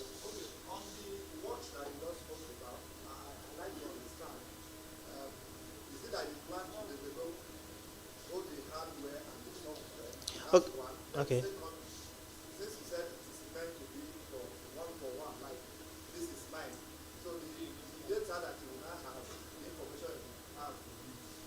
If I have been checking, right, for say 2-3 months, if the device should be able to keep my record from the first use till date. Is that what you're saying? No. We are not. It's not the hardware device that is taking your record. In fact, the reason why I built a hardware was because to enable wireless transmission using Bluetooth technology. So if you are using the hardware device, it pairs up with your phone using Bluetooth. So you just hold the device in one hand and then it's continuously monitoring and streaming data wirelessly to your app. The reading you are seeing on the hardware is the same reading you are seeing on the software via Bluetooth. So the reason was, as you are doing that, it can keep generating those data faster than usual. But the same thing, you don't need that. And with this feature we have now, whereby you update the vitals manually, you can do that. Like, you can just update your vitals. After you take the vitals and you have the readings, just type it into the vitals. So, more so is, okay. I don't know if that answers your question. The hardware, we have a hardware. That's why they will soon project it. I sent it to them. They'll soon project it. We have a hardware Yes, but we discontinued that project of the hardware. Yes, because we already have a software on the ground. Because now, developing a hardware involves money. That is one. When you finish developing, marketing cost to beat what is currently existing. Because in Nigeria, we have low migration. Like it has been on for about 10 minutes now. Is it showing? Working conventionally, like battery is intact. Does not run dry. I the- charged it almost throughout last night. So it's working conventionally okay. Look at the stuff on the side. That is the temperature sensor by the side. So you can off it now and on it back. So look at it. And let me on it now. And see.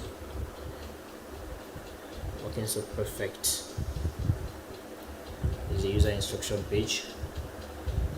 Where it takes you to Bluetooth. I mean the White House. Everything is working fine. So when you place your hand on that sensor, you see 136.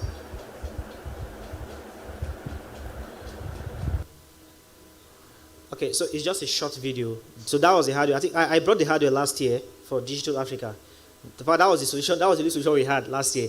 The hardware was just ready. There was no software then. So it was this year. Say, okay, let's look at the cost of all these things. Developing a hardware that is very good, and then going to the markets to, hardware is one aspect of technology in Nigeria that is least supported. Hope you know that, right? Almost every scientist, like every hardware developer you know today, is doing prototype. I hope you know. They are doing breadboard designs and all those things like that. After breadboard practical, it works fine. No scaling up. And hardware is costly. It's expensive.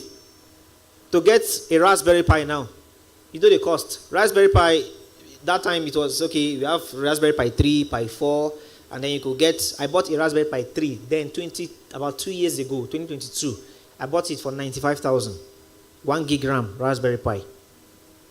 And when you order from AliExpress, for instance, okay, we bought a Raspberry Pi 4 for 8 gig RAM for 150.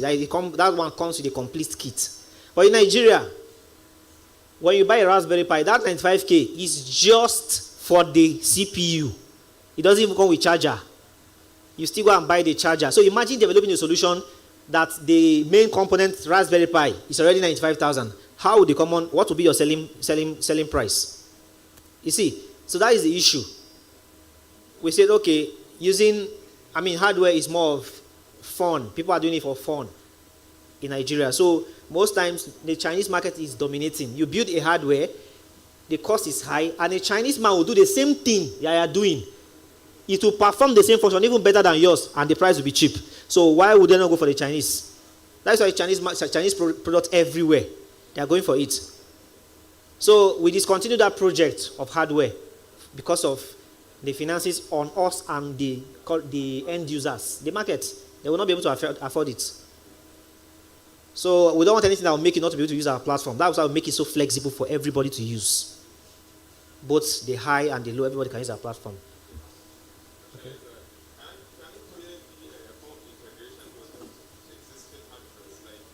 Good, that's a good question. Now, there is a smart wristwatch known as Fitbit smart wristwatch.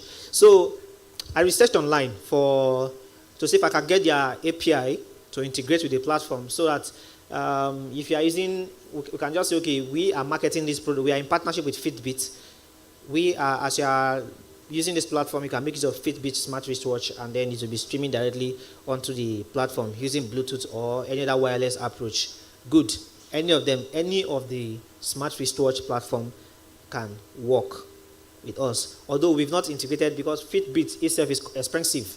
I checked the price, it was 150,000. How many of you can do that? So we are going to, in the nearest future, which is about, let me say, once I go home now, I can still work on it and integrate the feature before next week. What I'll just do is get the Fitbit API and still integrate onto the platform. It will be optional. If you have a Fitbit and you want to use it, you use it with our platform. If you have Ficon product, you can use it on our platform. So we have different variety of products that you can use. If you don't have any of the product and what you have is the normal conventional blood pressure machine and the rest, you can still use it on our platform. So it is it's usable by everybody. Popular particular must use smartwatches, then get the list and see how you can incorporate or you can integrate with their devices. That will cut, like, okay, we'll make it like, okay, this software works with this watch also, okay, I have it, okay, that one have it, okay. It doesn't have to do everybody have it, but let's say the majority of people that are wearing the smartwatch, you have the brands they are wearing and you are now communicating with them if you can integrate that. Okay, so from our research so far, I think only Fitbit gives that API like for usage. You know, it's based on the manufacturer design. Do they give it? Do they release it for people to use? I mean, the API, the SDK, do they release it for people to use? Those are the questions. So it's a good one. We are going to, even if they don't release, we can reach out to them and say this is what we want to do. Thank you. Okay. All right.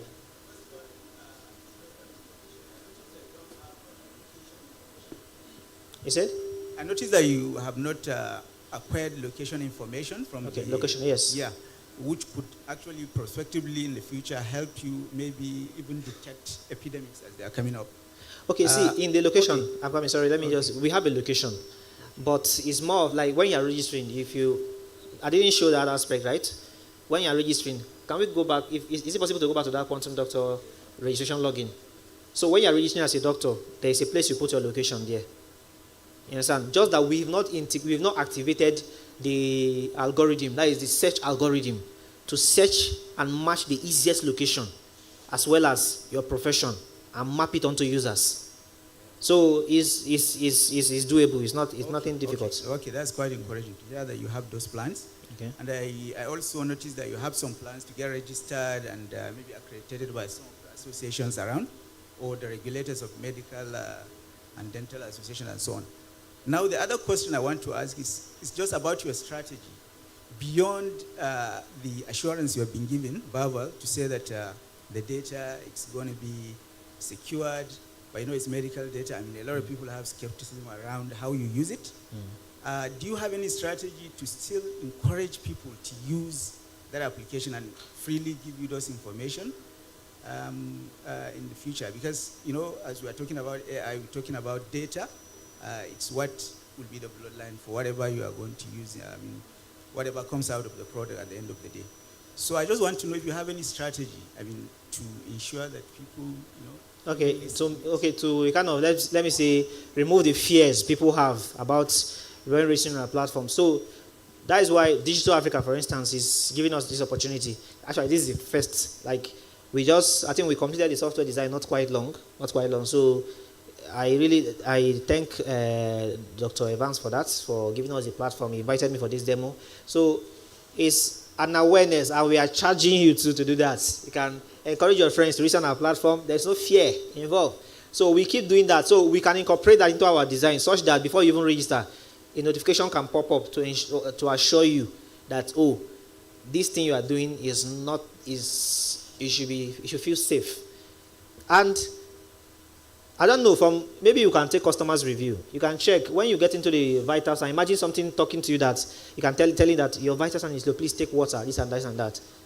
I think that brings down your tension about the whole situation. It brings down your tension. So I don't think, concerning fear, we'll keep doing the marketing. It's a continuous process. We'll keep doing it. Okay. Sorry, I'm coming to you. Okay. So my question is that, what about those people that are already post-operative? This your platform. When they ask your data, it can even answer the question. Let's say when a patient has appendectomy and it's have a next appointment to see a doctor. So along the line, it develops some kind of symptoms. What if enter your platform and ask the software, can he give you the directives where you can at least?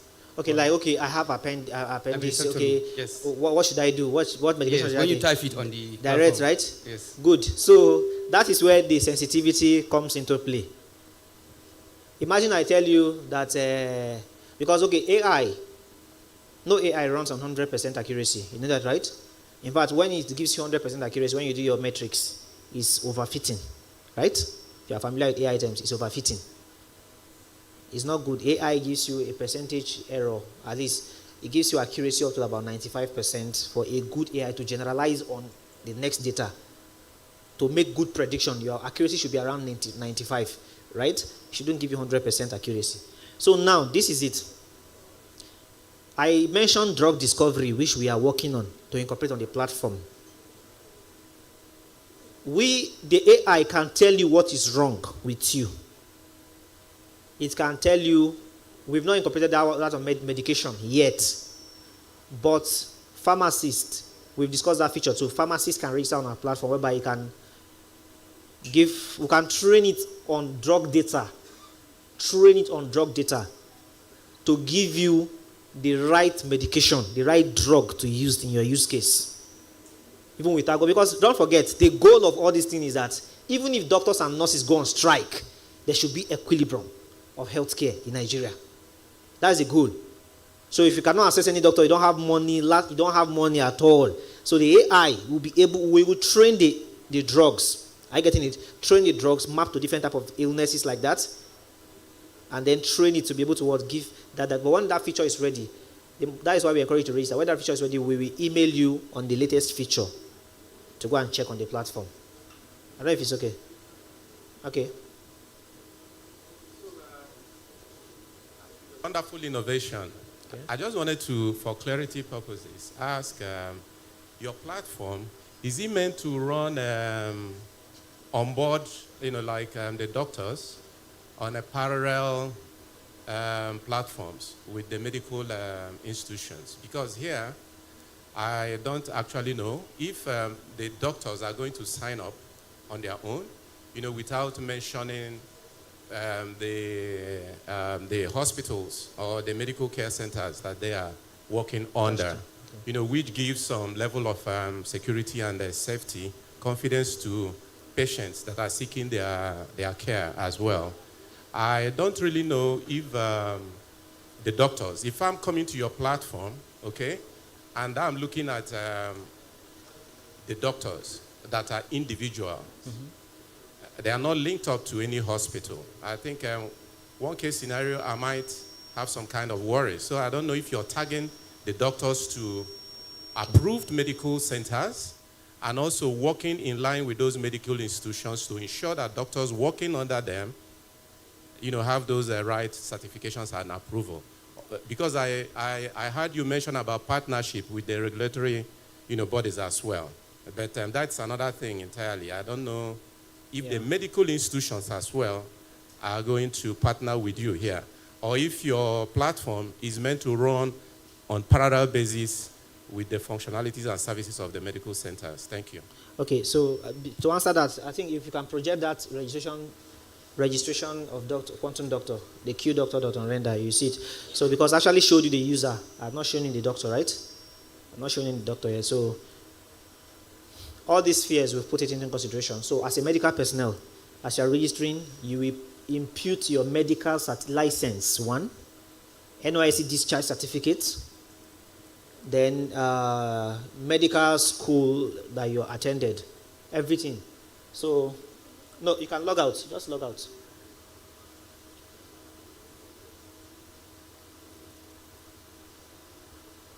Okay, so now, can you go to where, okay, just sign up, yeah.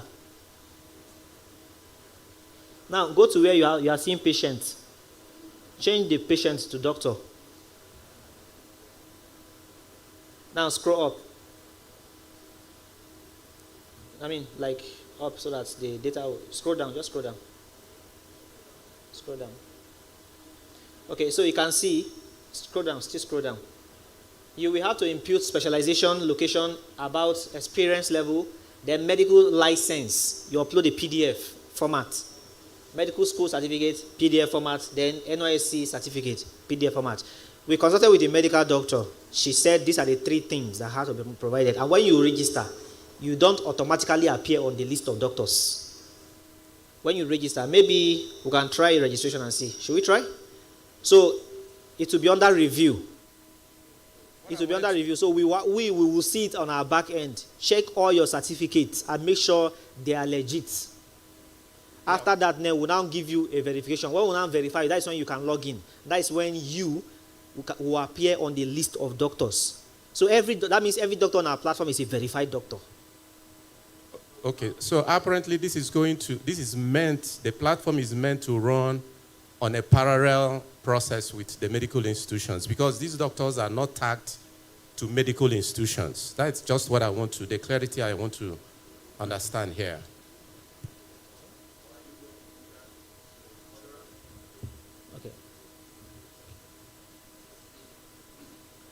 Okay, so the doctors are currently not attached to hospitals currently.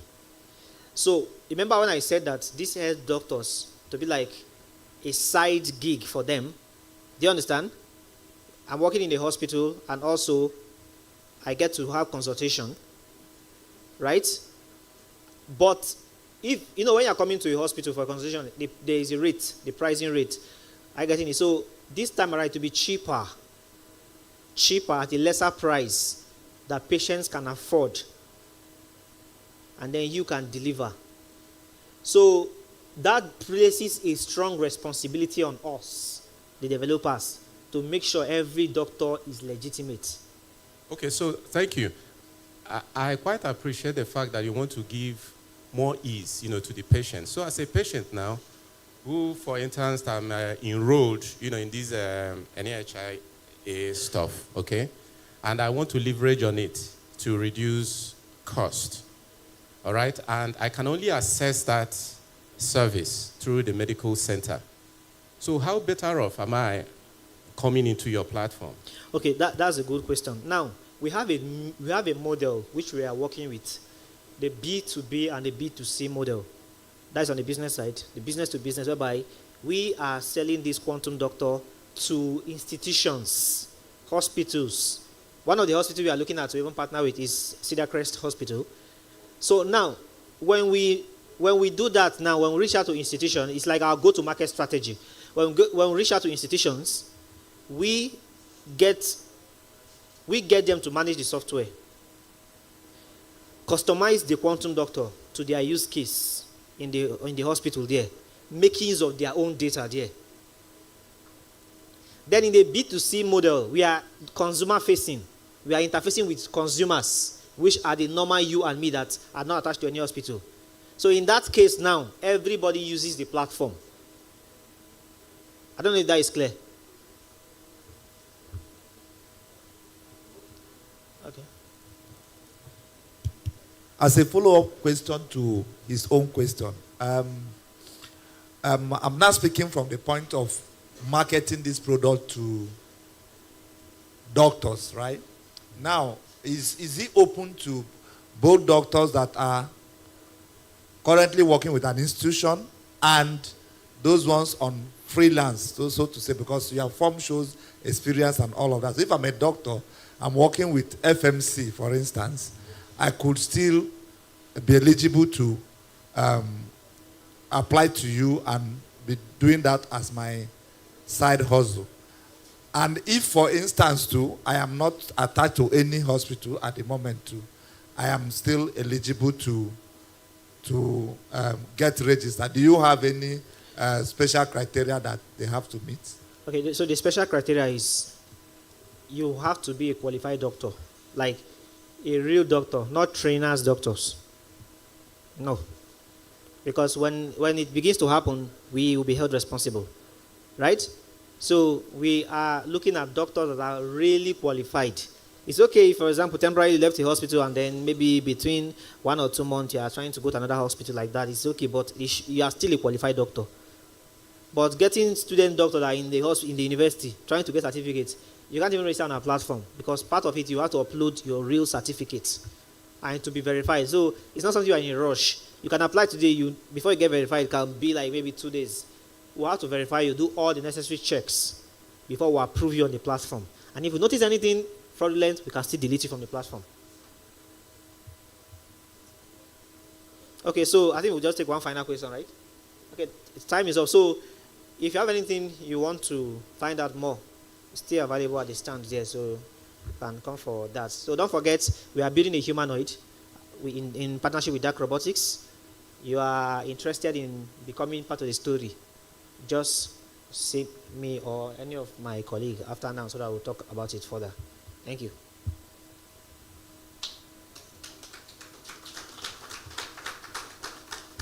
Please, you know me, I'm very big on applause. I like to hear hands jamming.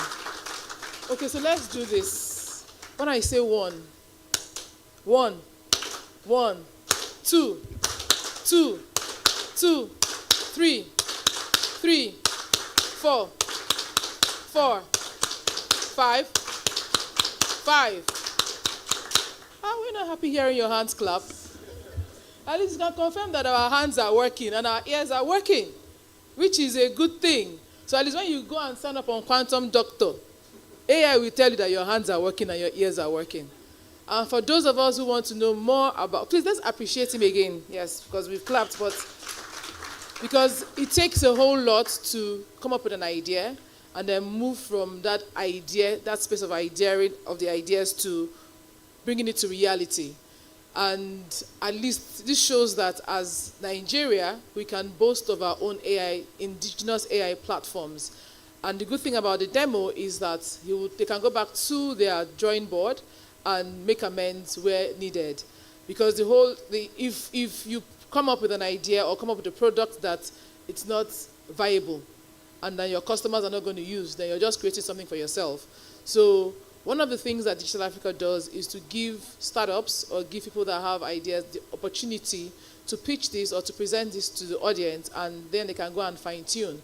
So in the future, you can say, oh, I was part of the production of this platform or this product. Now, taking us next in today's conversation is something that I'm very passionate about: data. Who owns it? Who is holding on to my data? Is my data secure? And taking that is Dr. Vincent Olatunji.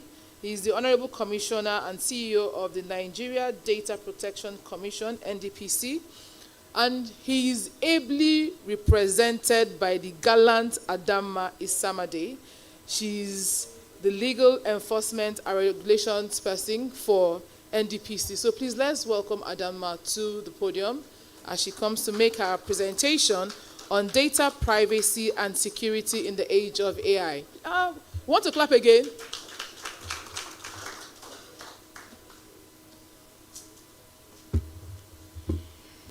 Good afternoon, everyone. Thank you so much for that gallant. Thank you so much. I appreciate. So I'm to deliver a keynote speech. It's a keynote speech, so please don't ask me questions after, please. I'm just joking, but it's a keynote speech. I'm here to deliver a keynote speech on data privacy and security in the age of AI. I'm representing the Honorable National Commissioner of Nigeria Data Protection Commission, in person of Dr. Vincent Olatunji. He sends his regards.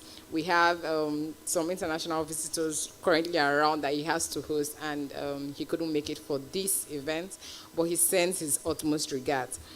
So I'll delve right into the speech. Please, wherever you may need some clarity, maybe at the end of the speech, we can have a brief conversation on it. Now, this germane topic is at the forefront of both technological innovation and ethical debates. So as a data protection regulator, I am acutely aware of the immense potentials of AI, how it can transform industries, it can transform sectors, it can also enhance services. I'm sure we've heard from what the demo presenter just talked about, at how that AI that they are getting or they are developing or creating can actually revolutionize the health sector, and it's a very good one. But we understand that with this great power comes greater responsibility. Now, the integration of AI into our daily lives raises critical questions about how we protect personal data and how we maintain security in an increasing automated world. I'll give us an example of an AI that all of us know, even if we may not use it, the Meta AI. Now, like every AI model in this age, the very data that fuels AI's capabilities is often personal and sensitive. So when we've used, I'm sure when AI just puts that is Meta AI on WhatsApp, I know the first few days that we were trying to use our WhatsApp, we'll try to, maybe mention someone's name, and automatically it just goes to the Meta AI, and you're wondering, what happened? I want to chat with Ada, and I'm going to Meta AI, and I'm asking about Ada. So it also gave us that we didn't really understand it, so immediately it just took our data. Now, imagine the kind of information you may have wanted to give Adam, and that information, by mistake, you didn't actually intend to do it, and it just enters into Meta AI's algorithm. So you have personal information and sensitive data that you actually transferred to Meta AI without realizing what it does. Now, AI relies on the data sets provided by data subjects in order to improve its performance and effectiveness. The demo presenter also mentioned this. Most often, data subjects impute their sensitive data without realizing the AI models retain this information uploaded to improve its performance. In ensuring data privacy and security in the age of AI, we must comply with the Nigeria Data Protection Commission Act. The demo speaker was saying that you don't have a problem with data privacy and data protection, that they don't process data. But the truth is, once you collect data, you process data. So please, demo speaker, Quantum, we are waiting for you at the Nigerian Data Protection Commission to come and register with us and let us know what your processes are about. Thank you. Now, you must comply with some sections, no matter what sector you are or what you're looking at. You must comply with sections on principles of processing of data. You must comply with the section on lawful basis. So why are you getting that data? What lawful basis? What law is giving you that power to get that data? You must comply with consent.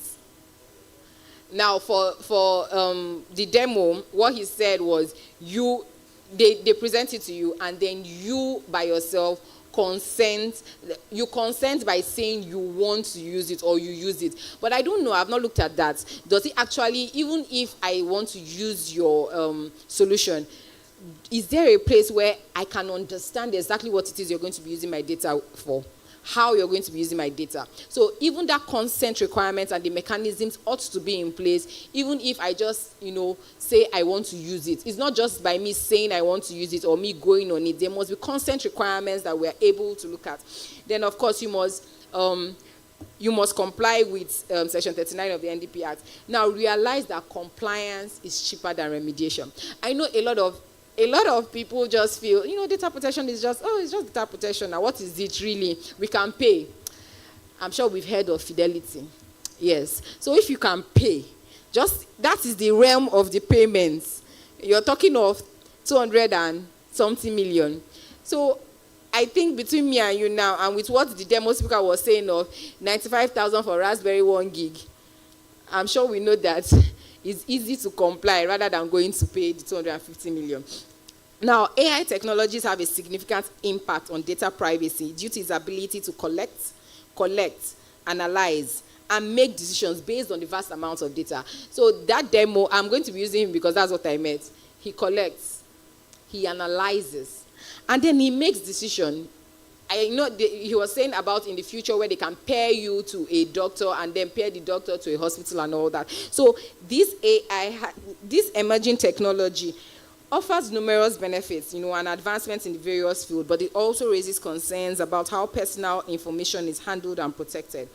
In order to ensure the safe processing of data subjects' personal information, I talked about Section 24, and I'll just briefly explain the principles that are adhering. The first principle is the lawfulness, fairness, and transparency principle. Now, you have to implement explainability measures where AI decisions can be interpreted and understood, and it can help address this issue. For instance, if an AI system denies a loan application, the applicant should be provided with a clear explanation of the factors that led to that decision. Now, I'm going to use the demo now because this is outside. Now, if I say that, okay, I have headache and I have a lump, for example, and I put it on that solution, and then the solution tells me I have cancer. That's 0 to 100, right? But really, those are maybe symptoms of cancer. Now, but that AI model should be able to explain to me how we got to cancer. Why didn't it just get to stress? Why did it go all the way to cancer? So you have to have those explainability mechanisms in your AI solutions. Then other principles that you have to look out for is the purpose limitation. What is the purpose for you collecting that data you're collecting? The storage. How do you store that data? How long do you store that data? You also look at the confidentiality, integrity, and availability. Can I access that data anytime? Is it available to me alone, or me, the doctor, and the solution provider, or me, the doctor, solution provider, and any third party that is just available to give me medicine? So you need to understand that all these things need to always be at the utmost priority of any developer.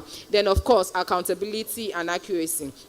I'm going to give us an example of 2 AI chatbot systems that we use. I know most of us probably know about ChatGPT. Who knows about ChatGPT? Please, I know about it too. Let us help ourselves. But I don't know how many of us know Claude AI. Now, it basically does the same thing as ChatGPT. However, researchers have come to understand that the privacy policies and the privacy stance of Claude AI is better than ChatGPT. Remember,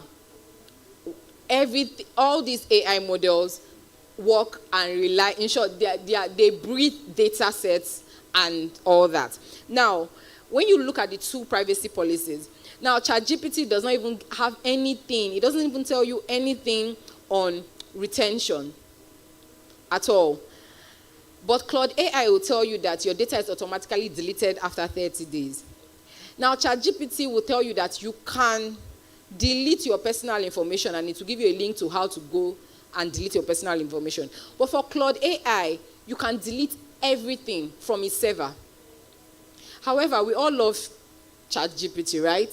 Because it makes work easier for us. Yes. But so what you always do is always a balancing act. What will you sacrifice for the other?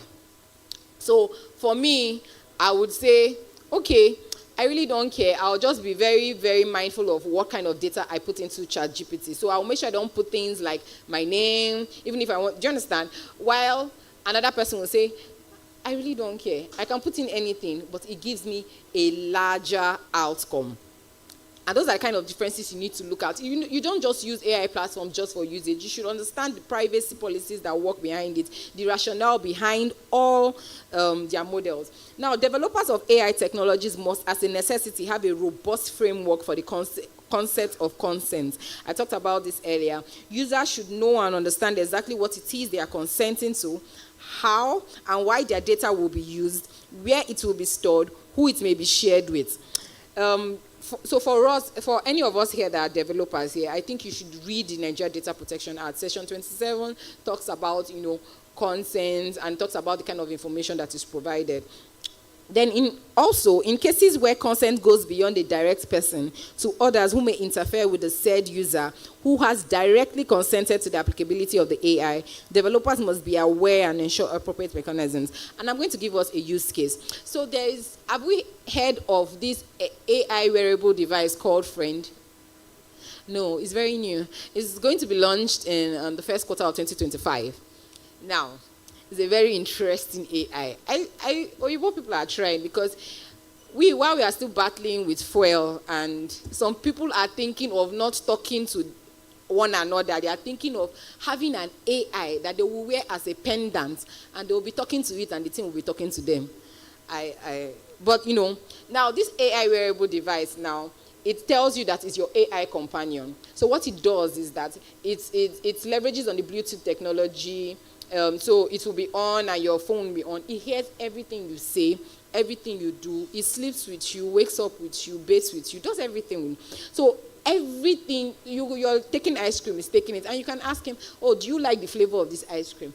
I'm wondering how that AI will answer that question. Probably maybe when you do, it's not, okay, I think I like the flavor of that ice cream but Now, when I go out on a lunch date with someone, and I'm wearing my AI wearable friend, what then happens when I am conversing with you?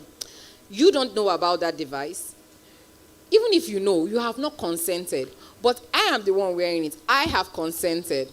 What happens to the concept of consent in that particular instance? Because consent, now they'll tell you that consent is direct. But in things like this now, you know that consent is not just direct, it can be indirect too. Because I am now going to, because that AI is listening to what both of us are saying. You didn't consent to that, did you? But you know, it's coming out in first quarter of 2025. Let's see how it goes. So AI technologies present several potential risks to data privacy. It stems from the ability to collect, analyze, and act upon those things. Now, some of the key risks of AI, and I'm all friends with AI. I love AI. It makes work easy for me. But some of the key risks that we have to take into cognizance when we are developing these things or even using it are, one, data breaches. Now, AI systems often process and store large volumes of sensitive data, making them lucrative targets for cyber criminals. Data breaches in AI applications can lead to unauthorized access, theft of personal information, and misuse of data, compromising individuals' privacy and security. Now, this goes without saying, even in your own, you know, your offices or wherever you stay, you use a system, even your phone, you know that there's a propensity for it to be hacked or for it to be breached. Now, imagine if you have that AI wearable friend that has all, I can't even wrap my head around the kind of copious data that something like that would be having. And then imagine it is hacked into. So all the things that you don't want anybody to hear, just imagine people hearing all your thoughts about them, whether they are good or bad. Now, also, another risk you'll be looking at is the privacy violations. Now, the use of AI algorithms to analyze and make decisions based on personal data can result in privacy violations. The insights generated by AI models may inadvertently reveal sensitive information, impacting individuals' privacy rights and confidentiality. Another risk is algorithmic bias. Now, according to Harvard Business Review, bias is inherent in all AI systems, and this is something we must. I said, I'm just coming from another engagement, and we're talking about bias. And I told them that it is follow-come. The reason being that already we have bias inherent in our system, in our model. That's why we have human rights issues. Now, you're taking this same set of people that are either propagating this bias or trying to reduce this bias into that sector, so into all these AIs. So automatically, you cannot, if I am a masochistic person, or you know that word, you know the word I'm talking about. If I am that person in a normal life with you, and then I have the opportunity to create AI models, automatically my bias would follow me into that AI, because it's the only way I can reason, it's the only way I perceive things. So Harvard has already told us, and which is true, that it is inherent in all AI systems. They make decisions based on the training data that you have given them. Now, it may include human decisions or reflect historical and social inequities. So if I say that I'm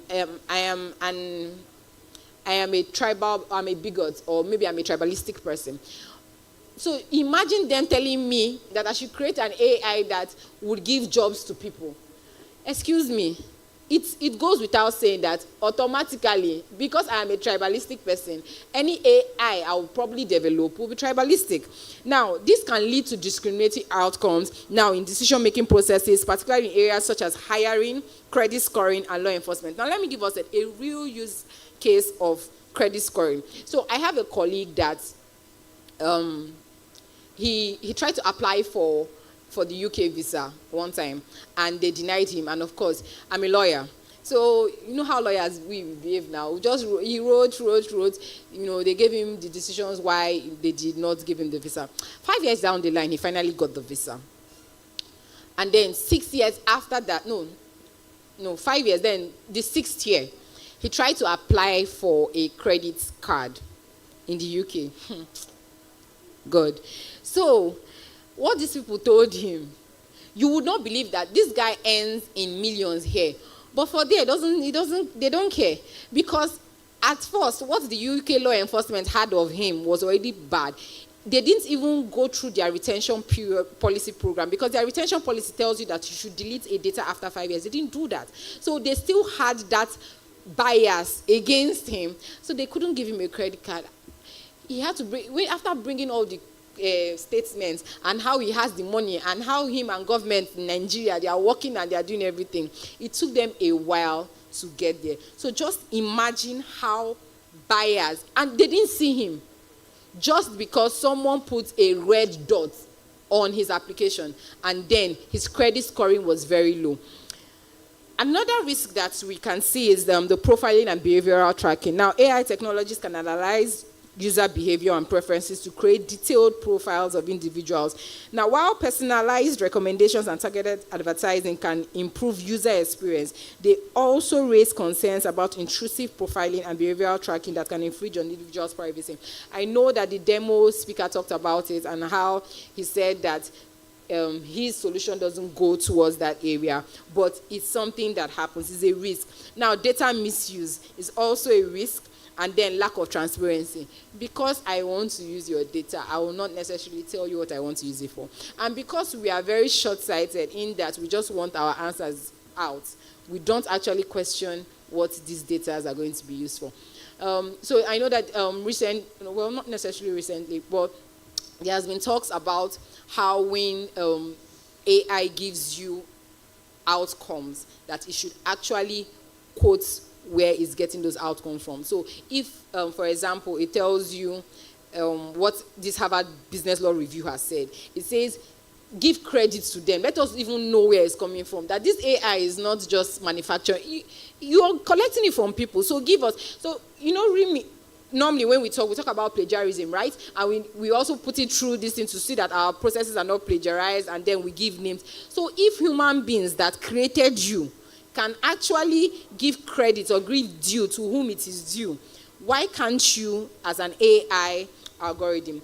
Now, in order to mitigate these risks that I've talked about and other risks that are potentially posed by AI, organizations must comply with Section 39 of the Act, which provides robust security measures to safeguard sensitive information from unauthorized access or misuse in the age of AI. Now, some of these security measures that were provided in the Act are the encryption, the access controls, the password generation, pseudonymization, and anonymization. So I believe I'm talking to tech people, so I don't need to explain any of this. Then, of course, it goes without saying, periodic assessment of the risk of your processing activities. How often do you go back to monitor? How often do you do an audit? Today it can work, tomorrow will it still be the same thing? You need to always ensure that you have periodic assessments of your data processing activities and data processing systems. Now, the impact of AI technologies on data privacy underscores the importance of implementing utmost compliance with data protection laws. Now, I'm going to be speaking briefly on the ethical guidelines, because the truth is that while you're doing all this, there needs to be ethical considerations, because we know that AI is here to stay, emerging technologies is here to stay. Now, ethical guidelines, which involve not only adhering to legal and regulatory requirements, but also considers the broader societal impact of AI. Ethical AI development includes ensuring that AI systems are fair, they are accountable, they are transparent, and they respect the rights and dignity of individuals. So the last engagement that I was in this morning, we're talking about how AI does not take into cognizance the gender aspect, gender diversity. It does not take into instant undeserved people, minority, people with disabilities and all that. So you just go, it's only ChatGPT that, at least for most of us, is ChatGPT that we know. And you have to have eyes, hands to, impute whatever you want into it. So how does it take into cognizance the fact that there are other sectors and other kinds of individuals that want to use those AI models?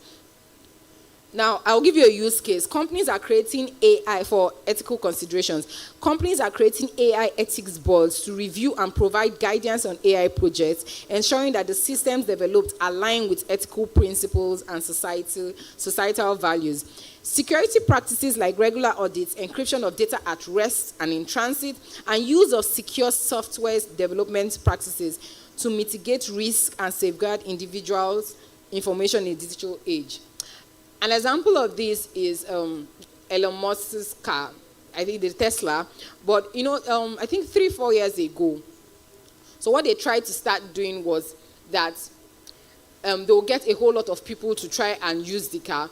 Then even outside the car and in the car too, they have cameras to detect. So intrusive mechanisms to, okay, how do I look at my left? How do I look at my right? So imagine what you're supposed to do with your eye to tell you stop, go, and all slow.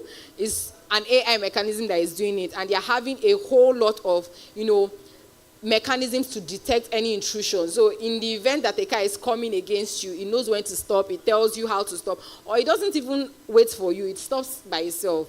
So your car will, the self-driving cars actually, since they are still in the process of being made, they actually make sure that they take into consideration all the ethics that needs to be in place. Now, by addressing these challenges and promoting responsible data handling practices, we can harness the benefits of AI while protecting privacy rights and ensuring the data security for all. Furthermore, data subjects can take steps to protect their data privacy in the age of AI. So when we are saying this, it's not just the developers or the creators of this AI that have a responsibility. Me and you, data subjects, we also have a responsibility. It's as good as ensuring that where it is not necessary, don't give out your data. Remember when banks, then when we're not online, when banks would give you their form to fill when you want to open an account, then their terms and condition is so small, in one box corner like that for those. It's so small that you cannot even read it. Talk less of even if you want to read it. I know that 90% of, what is 90? 98% of us don't want to read it. But the 2% that want to read it cannot read it because it's so small. They'll just tell you sign, and go. But now, we are now digital. So if you put it on your system, you can zoom to 120 so you can read it. You have a responsibility as a data subject to read. I know that they say, there's this thing, I don't like it, where they say that if you do not want to make Africans, put it in a book. We need to break that stereotype. It's not just trying to break stereotype on AI, it's too far. Let us start with the one that has been existing for a while. Break stereotypes, read. Sometimes you may not even want to read. So when you're tired, all that thing that they wrote, all those, carry it into AI, summarize. It's as easy as that. And you can get the salient points that you need to get. Now, you have to be mindful of what personal information you share online. You have to use strong and unique passwords. How many of us is our password our date of birth, or our spouse's date of birth, or our children's date of birth? Show of hands. Nobody. Also, okay, I forgot, I'm talking to tech people. So we have very sophisticated passwords, all right? All right, that's good. So you have to turn off your location at every point in time, and then your Bluetooth on your smartphone. I know that we know that your Bluetooth and your phone records what you're saying. I'm sure that we know that, yes. So you also have to block third-party cookies on your browser, and then you have to regularly review your privacy settings on the websites you visit and applications you visit. Now, you have to educate yourself about data privacy risks and best practices, which is crucial in safeguarding personal information in the digital age. The responsibility is on me and you. The responsibility is on the developer of AI to ensure that privacy is entrenched in everything we do. In conclusion, data privacy and security are paramount considerations in the age of AI, where the increase of data and the rapid advancement of technology poses significant challenges to protecting individuals' privacy and securing their data. By implementing transparent practices, robust security measures, awareness, we as stakeholders can work towards building a more privacy-preserving and secure environment for the responsible use of AI technologies. Thank you so much. Are there questions? Any question? Okay, yeah, so quickly.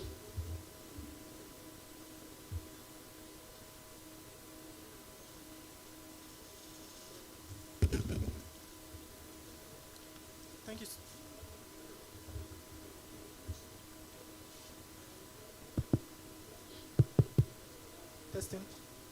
Testing. I can hear you. Okay, thank you so much for sharing. My question is, why is Nigeria setting up a data regulatory agency now?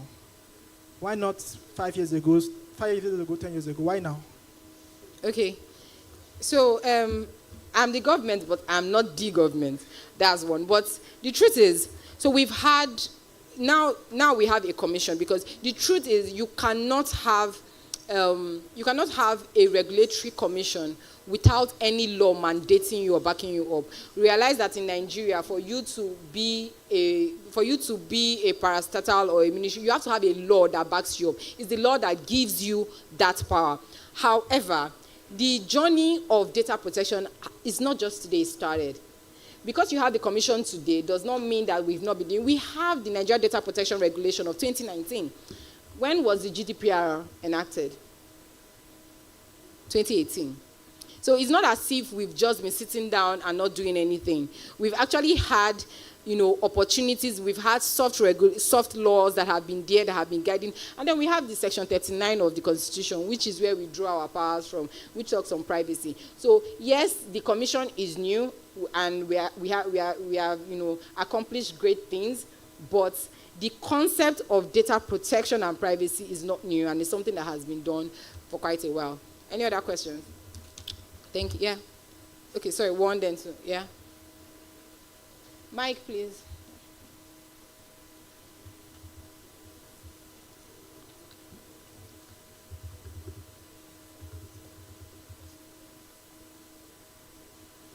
All right, thank you so much. My name is Peter Praise, and I just want to ask this question. We have data flying all around.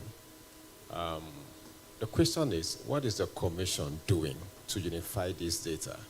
You have data in the police force, you have data in road safety, go to immigration, you have data, go to NIMSI, you have data, go to any institution you want to apply for, scholarship, you have data, go to JAM, you have data, Okay. go to WAEC, all of this data. I get it, How I get can it. your commission, please, for once, collapse all of this? We are tired. Okay, so the mandate of my commission is not to collapse data into one. It's not for the unification or harmonization of data. Our mandate is basically safeguarding personal data. However, what we try to do is that we try to work with all the stakeholders you've mentioned. Remember that NIMC hosts the foundational data, so that's where it starts from. So once we can get NIMC right and help integrate every other thing into our NIN, it works. So until our NIN is robust, until NIMC is robust enough to handle being the only organization that can take all the whole data through the mechanism of the NIN, whether it's through a card that they give us that will have a biometrics, or whatever way they want to do it, or whatever way the country deems fit for it to be done, that will be done. Another thing we should also understand that the Minister of Communications, Innovations and Digital Economy is actually working on unification of public data. What this means is that if you look at the AI strategy that we have in place, it talks about harmonization of data across all public sectors. So it's something that is already in place. It's something that the government has realized it needs to be done, but you can't just jump into that. The first is creating awareness. Let them even know the importance of the data they have. The next would be digitization of that data. Everything is in hard copy. If you go to the government, we like paper. See, I'm a proof. See paper. I would have just read it from my phone, but anyways. So you need to first do that. That's the second aspect. You do the digitization, get all those things there before you now do digitalization, where the processes will now be there. But for that, you need that unification, which is what the NIMC can provide, and which is what we are working on with them and other stakeholders that you've mentioned to bring us at the table, so that by the time that happens, there's robust security measures to ensure that nothing happens to that data. Thank you. One more question.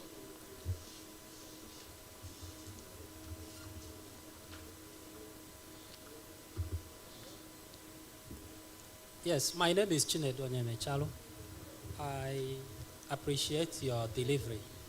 While you are talking about data and consent, something came to my mind, and that is the policy that empowers like loan companies.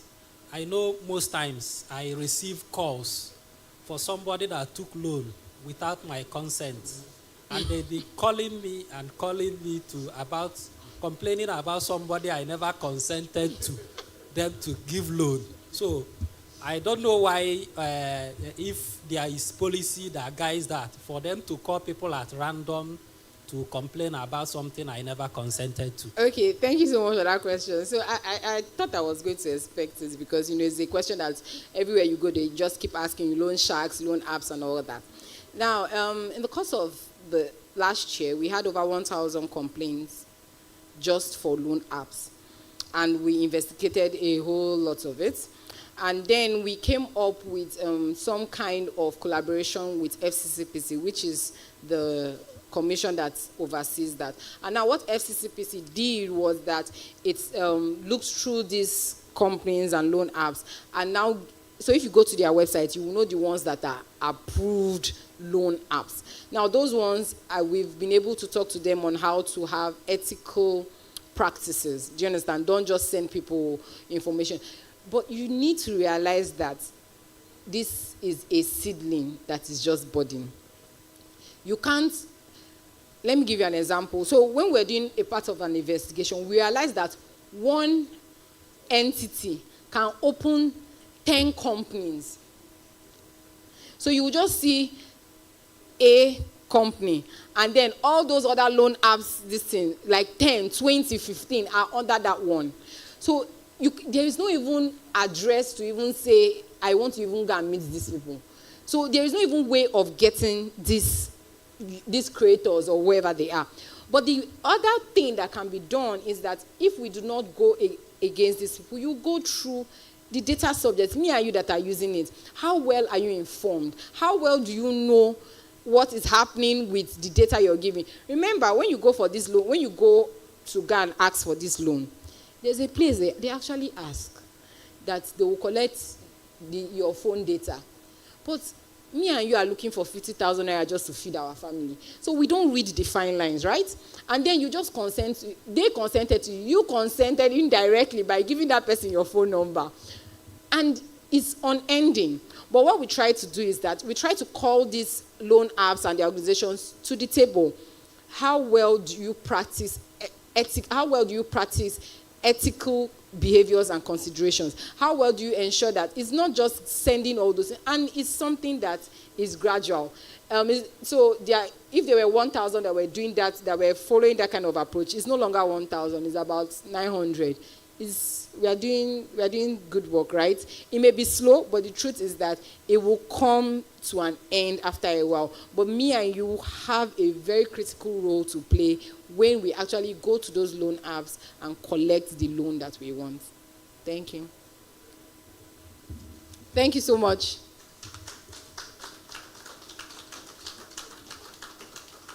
Are we going to clap again?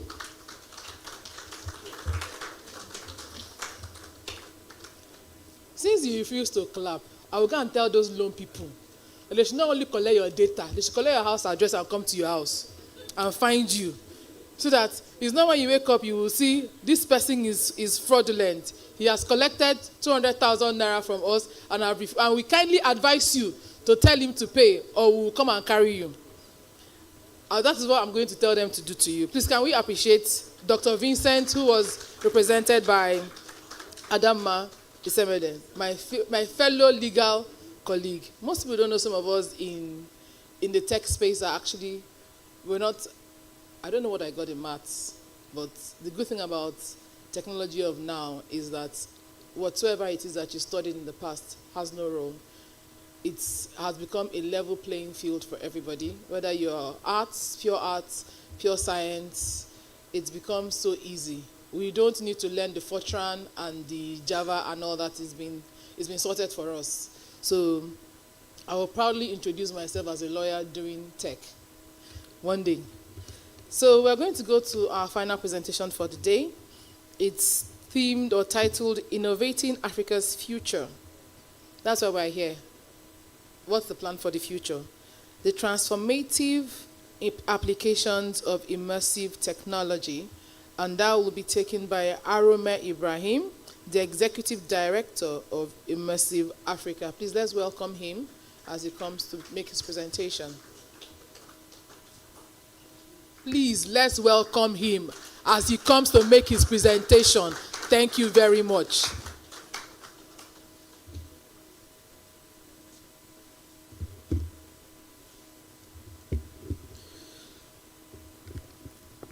afternoon, everyone. Super glad to be sharing with you all this amazing topic, Innovating Africa's Future, the Transformative Applications of Immersive Technology. So my name is Aram Ibrahim. I am the Executive Director of Immersive Tech Africa, and I'll be sharing insights on what is immersive technologies, its impact, and the potential to transform several industries across Africa. So in terms of the agenda for today's session, I'll be talking about the state of tech in Africa. And next is the Africa XR ecosystem. And then we'll move on to like an overview of what immersive technology is. I know a lot of you have those questions. And next up is some use cases of the tech. So what is Africa doing with some of these new and emerging technologies? And then I'll share a detailed information on how we are empowering African youths to build with such technologies. Some of them have started a career already and are making tremendous impact. And then I'll round up with a closing remark.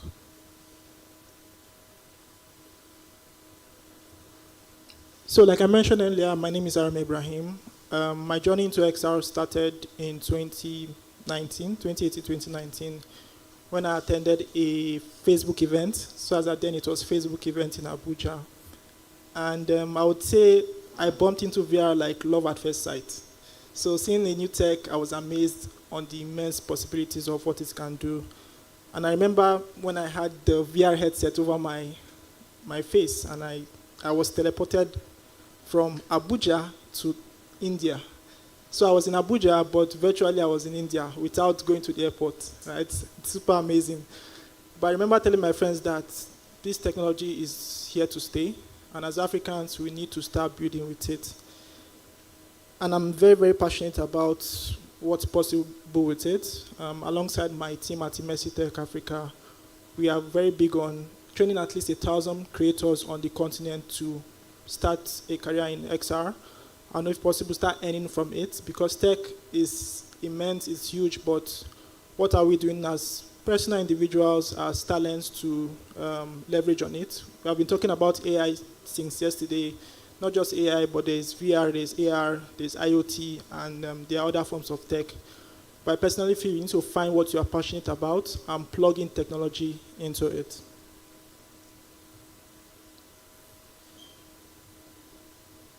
Africa is rising. Africa is the next digital frontier, and according to research, the continent is blessed with millions of people, millions of young talents that are ready for the future.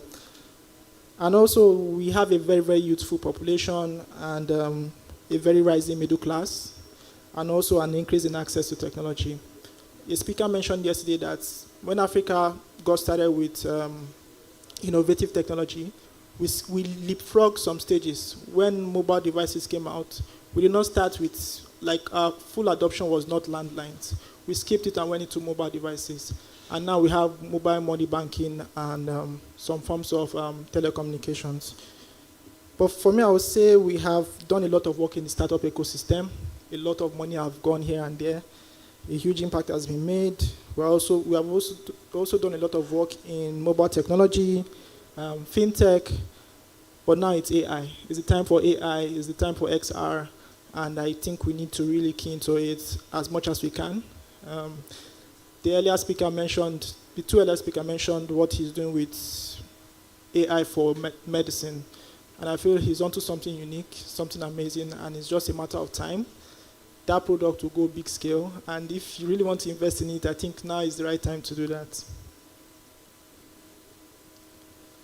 So like I said earlier, Africa is blessed, and according to research, we are in a very, very big gold mine.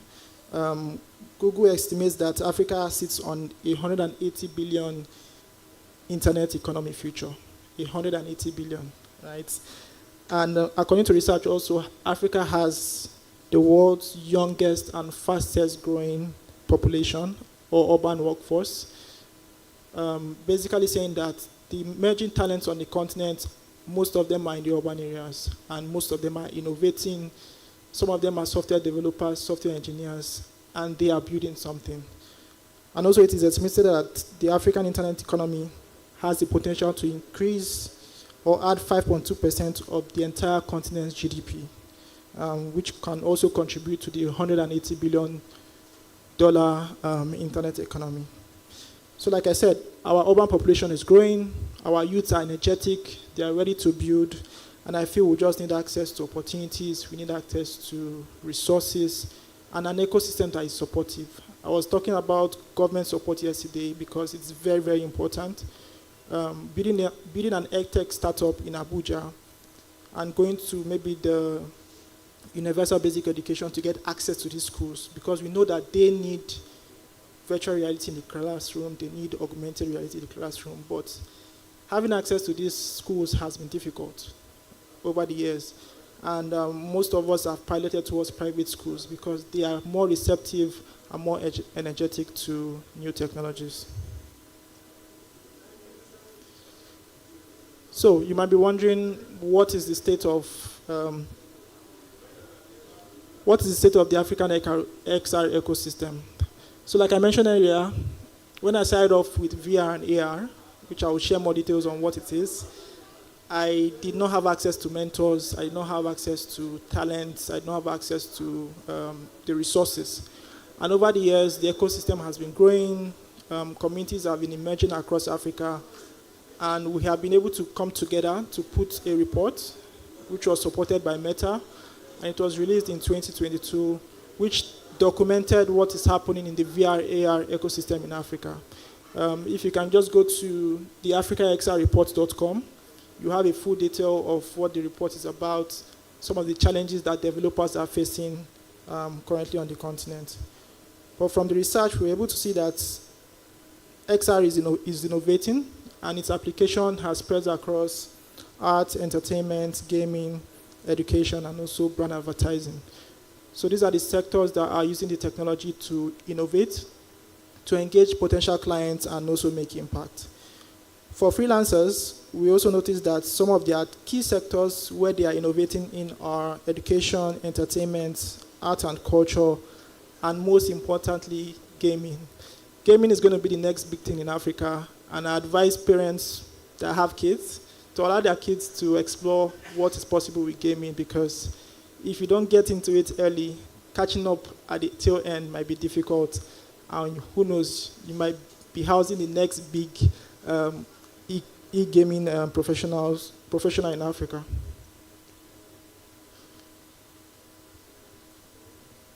So I'll be giving an overview of what immersive technology is. I've been talking about immersive technology.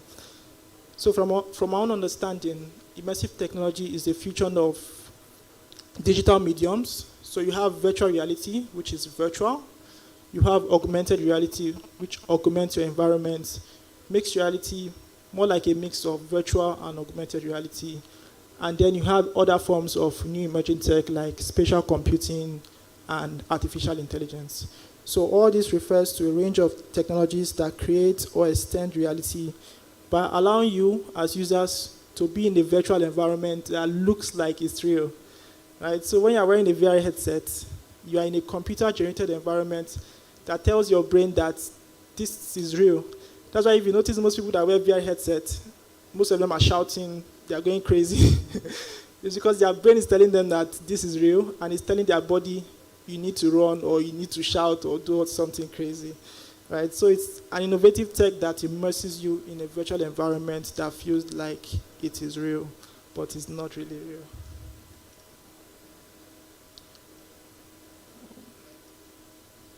So the first form of immersive technology is virtual reality. So virtual and then reality. And basically it is a term used to refer to technology which enables interaction with digital worlds. So you're interacting with 3D models, 3D assets that are digital. And also users are placed in a simulated environment. So these environments are 3D generated, they can be modified. We can create a virtual environment of this entire space, and it will look like it's actually real. And for you to engage with this technology, you need to use a VR headset. So we have various forms of VR headsets, as you can see below there. Most of them are a bit pricey, but the immersion in it is super amazing. I've been in experiences whereby I I took off the headset and I was like, wow, this is crazy, right? And for those that want to exercise, you could actually go on, you can actually cycle in VR. So you can be on your bicycle and it will be attached with some sensors. When you are pedaling in a virtual environment, and you can be pedaling in the United States and still be in Nigeria, still be in your sitting room pedaling, right? So those are some of the potentials of the tech. The second point is augmented reality.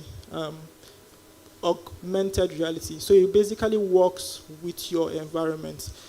And AR basically gives you the experience of enjoying 3D models within your space. So unlike virtual reality that you need to use a VR headset, for AR, all you just need to use is your mobile device, your tablet, or your iPad, right? So with your mobile device, you are projecting, using your camera, a 3D model onto your environment. And this is super good for schools, for students, whereby we can project like a human skeleton in this environment. A good example is if you go on Google and search for a lion, just type lion on Google. If you go down a bit, you see a 3D model of a lion. If you click on it, you can actually project a lion, a 3D lion in your own environment.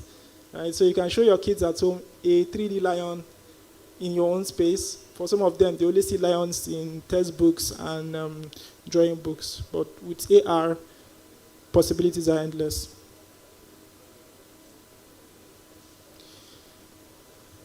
The third form of immersive technology is mixed reality.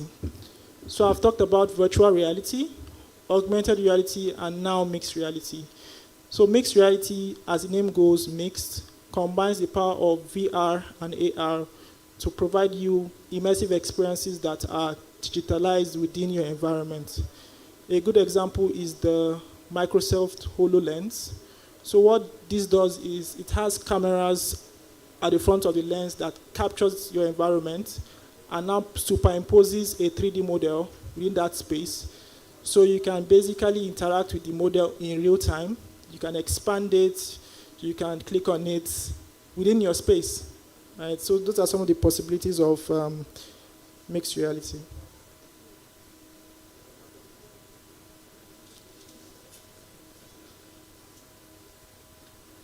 And I know for the last two years, maybe from 2020, a lot of you have been hearing about the metaverse. Meta's transforming from Facebook to Meta more or less relates to the metaverse. And Mark Zuckerberg is very big on the term, the metaverse, because he believes that the next form of internet is going to be immersive. It's not going to be 2D anymore, but more or less 3D. And with your system, with your phone, you can teleport yourself to a space whereby if you are in Nigeria and you want to have a physical meeting with somebody in America, you guys can do that in a virtual environment where you are in your avatar, the person is in his or her own avatar, and both of you are engaging and interacting like it's a physical meeting.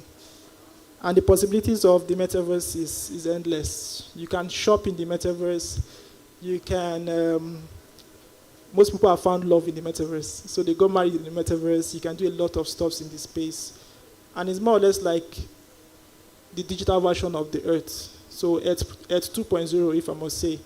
And the goal is now, how can we as Africans tell our own metaverse, digitize our own metaverse? And I feel we can only do that by plugging in what is unique about Africans. So our art, our culture, ideas and samples of some of our foods for people to come into Africa if they cannot physically leave their environments. And the last form of the tech, just like we have AI, the new big thing, for us in the immersive technology space, it's called spatial computing. And this term, just like the metaverse by Meta, right, spatial computing is being driven by Apple. Apple recently released the Apple Vision Pro, which is more or less their own form of entering into the virtual reality space. And the uniqueness of this headset is, even though it's quite expensive, close to $3,500, it allows you to do a lot of things. You can have multiple screens of your laptop within the space. So for those that are into maybe financial banking, data analytics, they could have multiple versions of their screens. So imagine I put a screen here using the headset. I could go out and come back and still meet that same screen there, pinned to the surface of this environment. So you could put like digital galleries within your house, and maybe when visitors come around, you just give them the headset and they see your galleries and your artworks on display. They are there permanently as long as you have the VR headset. So spatial computing is amazing, and plugging it in with AI, it's going to be awesome. You could have like an AI co-pilot within the space, like the lady mentioned earlier, telling you maybe what's the weather condition. If you want to practice your presentation, you could do that. And like I said, possibilities of these technologies are endless.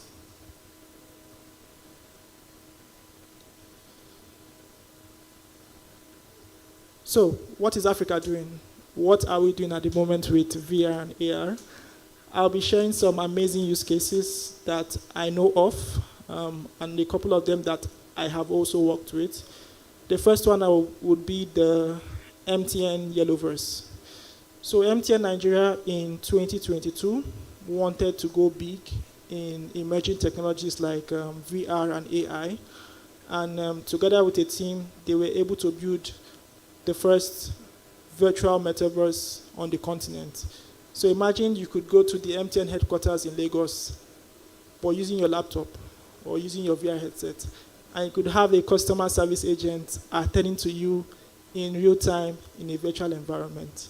You could see some of their 3D modems, 4G modems. You could pick them up, engage with it, and know if you really want to buy it or not. So the goal for MTN is how they can engage their customers who cannot come to their offices physically, but they can do it in the virtual environment. The second key use case is by Nedbank. So Nedbank is a South African commercial bank, and they were able to go into the metaverse because they wanted to engage with their customers, just like MTN. And they created a virtual world whereby for those that have queries, those that have questions, they could go there using their laptops or PC, go there as an avatar, and talk to the bank representative or anybody that is in the virtual world and addresses some of their questions. And the third key point is, or the third key use cases is called Africa Rare. Africa Rare is more like the Facebook of the metaverse. So you have a virtual environment, you could create your own house, you could customize it, you can share the link and invite other people to come. Right? So it's more or less like the metaverse, the Facebook of Africa. And their goal is to focus on the application of cryptocurrency and also e-commerce. Another key use case is in education. I'm very big on what's possible with VR and AR for education. And there's this company called Sisanda Tech. They are based in South Africa. And it noticed that, especially in STEM education, students are not really energized when they are studying such subject matters. And what they did was to take some key subjects like biology, chemistry, physics, and digitize some of these subject matters. If you can see, there's the human heart there, and using your mobile phone, you can scan a QR code on a textbook, and you see a human heart in 3D in your own environment. So with this kind of technology, students can learn better in the classroom. They can remember better because what you see, you remember faster, and they can also recall some of the key components of the subject matter that they see. So for us, it's not just empowering students, but also how teachers themselves can teach our students better using emerging technologies.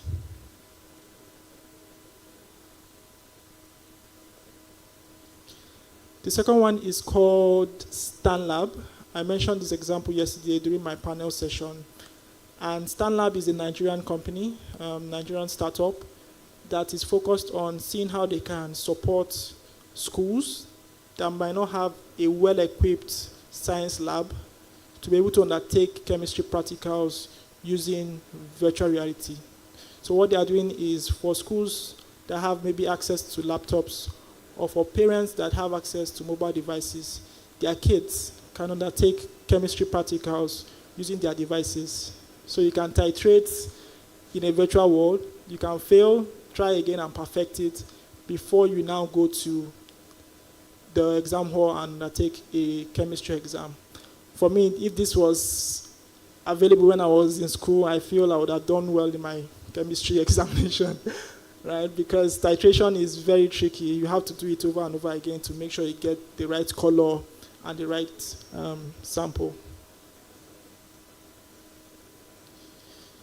The next one is in TVET, so basically vocational education and training.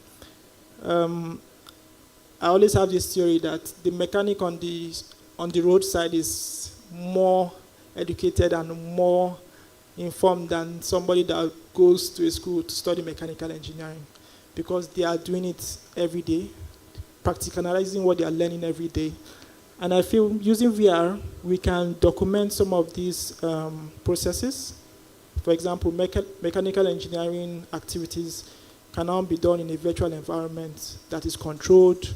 You can import models that are not readily available in your environment. So imagine a mechanical engineering lab in our federal schools having VR headsets that cannot really afford to buy some very sophisticated equipment. We can create a 3D version of that equipment and import it in that virtual world, and those students can learn better using this technology. So this was a use case in Uganda. Their goal also was to see how they can energize students to learn some vocational and educational skills using virtual reality. I'm very excited about this one because I feel even though Africa has been termed as a consumer of technology, we are also innovators. And I'm excited to say that we have the first VR headset that is built in Africa by Africans. And this was by Eden. They are based in South Africa. And their goal is to see how they can support kids that are in the hospital and they are in their, or they have like terminal illnesses. So for those that are super sick and maybe they have a very short lifespan, they want to see how they can give them life through virtual experiences. So for most of you guys, or for me also in particular, hospitals can be very boring, especially for kids. So with this headset, it is easy to use. You don't need to have a strap over your head. The kids can enjoy gamified experiences and see how life can look like in a different sphere. And they can also have friends, virtual friends that they can interact with, share their experiences and problems, and who knows, they can get better and also recover from their illnesses. So they are based in South Africa, and they created the first VR headset that is made in Africa. I think after that, this is also exciting. Most people say VR is for young people, but who knows, VR is also for old people, for our seniors, right? And I'm glad that it has been deployed successfully in Nigeria by my very good friend, Kunle Adewale. So he is a creative at heart, and he found out that if you go to some of these old seniors' home, most of them are more or less not energetic, they are not excited, they're a bit dull. And what he did was to gather some VR headsets, and together with some developers, he went back to download old movies, old songs from the 70s, 80s that our seniors are used to, and created a VR environment whereby they can engage with those experiences as if they were there when it's being recorded or when it's being produced. So imagine somebody of 80, 90 wearing a VR headset and dancing, super excited because they can now relive some of their experiences that the youth might not understand. They can engage with content that is going out of fashion. So with VR, we can document our past and share it for our kids that are coming up to see how our lives have been lived and the amazing experiences that we have had living in this era. Another key use cases I would say is art and culture. I feel we are moving super fast that we are losing touch with our languages. We are losing touch with our foods.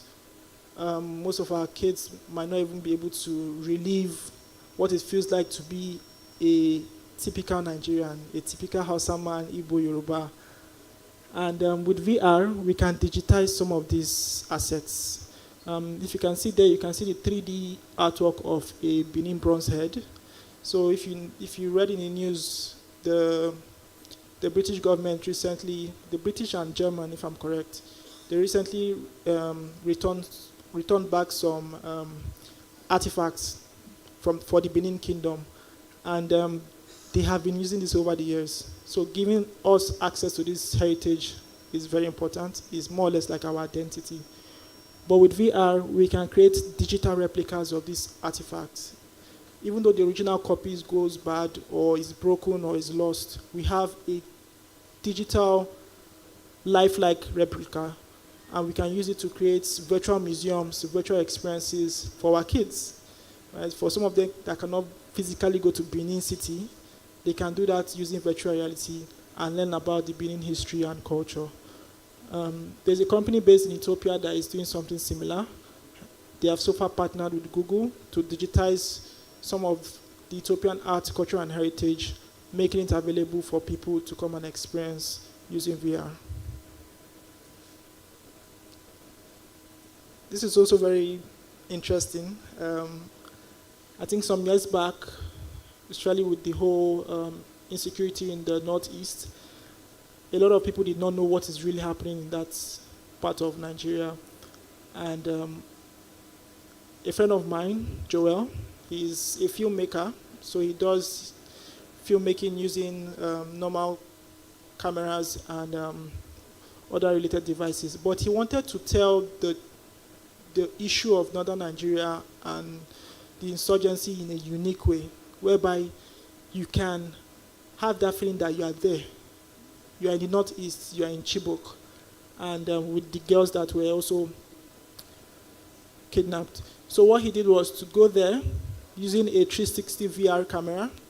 So a 360 VR camera is a unique camera that has two lenses. One part is 180, the other part is 180. And when you capture an image, you are capturing a 360-degree image. So instead of your normal picture that you take, with a 360 image, you can pan around. If I take a picture here, I can pan around and see everybody's faces and see in detail. So what he did was to capture the entire experience of what the women are undergoing in Chibok and created a VR film from it. So when you wear the VR headset, you are actually in a video, and it will look like you are in the, maybe for example, the hut of one of the women there. It's like you are sitting down on the chair in the hut, and the woman is talking to you. It's like super immersive and engaging. And the feedback from this project is he was able to give access to international INGOs to understand what is really happening in the Northeast in real time. And the project won a very important award at a very famous film festival. So it's more or less a recognition of what's possible with VR.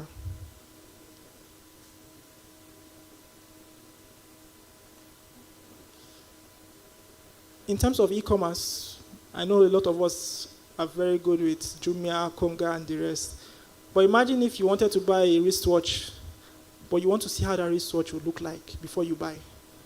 I know that would be cool, right? So the application of VR and AR in e-commerce is immense. There's a company called Telo. They are based in Lagos, Nigeria. They are into furniture making. And they wanted to give their target users an opportunity to test their furnitures in their environment. So for example, I want to buy this chair. Instead of me maybe waiting for the chair to come, I might not like the color, I might not like how it looks like in my sitting room. Using the application, I could project the chair in my sitting room and adjust it to make sure it is what I want, to make sure that the color is what I want, the size is okay. If I don't like the legs, I can change it. So they are basically giving users the opportunity to create their own products in a unique way. to create their own experiences. So when they are receiving it, it's perfect and there's no flaw. So I believe if the e-commerce sector can adopt some of these technologies, it's going to be amazing. And it will not look like what I got is not what I ordered, right? And moving on to the final chapter of my presentation, I'll be talking about how we are empowering talents to build VR and AR experiences. Like I mentioned earlier, when I started off my journey, access to hardware was a problem, access to mentors was a problem. But over the years, I've been able to build a very good network. It's an amazing team. We have been able to get access to both local and international mentors that are willing to support Africans to learn how to build this content. So we're not just consuming, we're also building our own experiences at Immersive Tech Africa. So we launched an NGO. The goal is to focus on two key emerging tech, extended reality and now AI, through education, research, and also seeing how we can foster an inclusive tech community on the continent. So since 2021, we have been growing. We have presence and members across Senegal, Ethiopia, Morocco, Togo, and still growing. We are Pan-African, so we are very big on the African dream. And so far, we have close to 1,000 plus members on our community. We have launched close to 4 plus XR-related projects. So XR is called Extended Reality. And we have close to 15 plus team members that are spread across Africa, and they are very passionate about training and empowerment.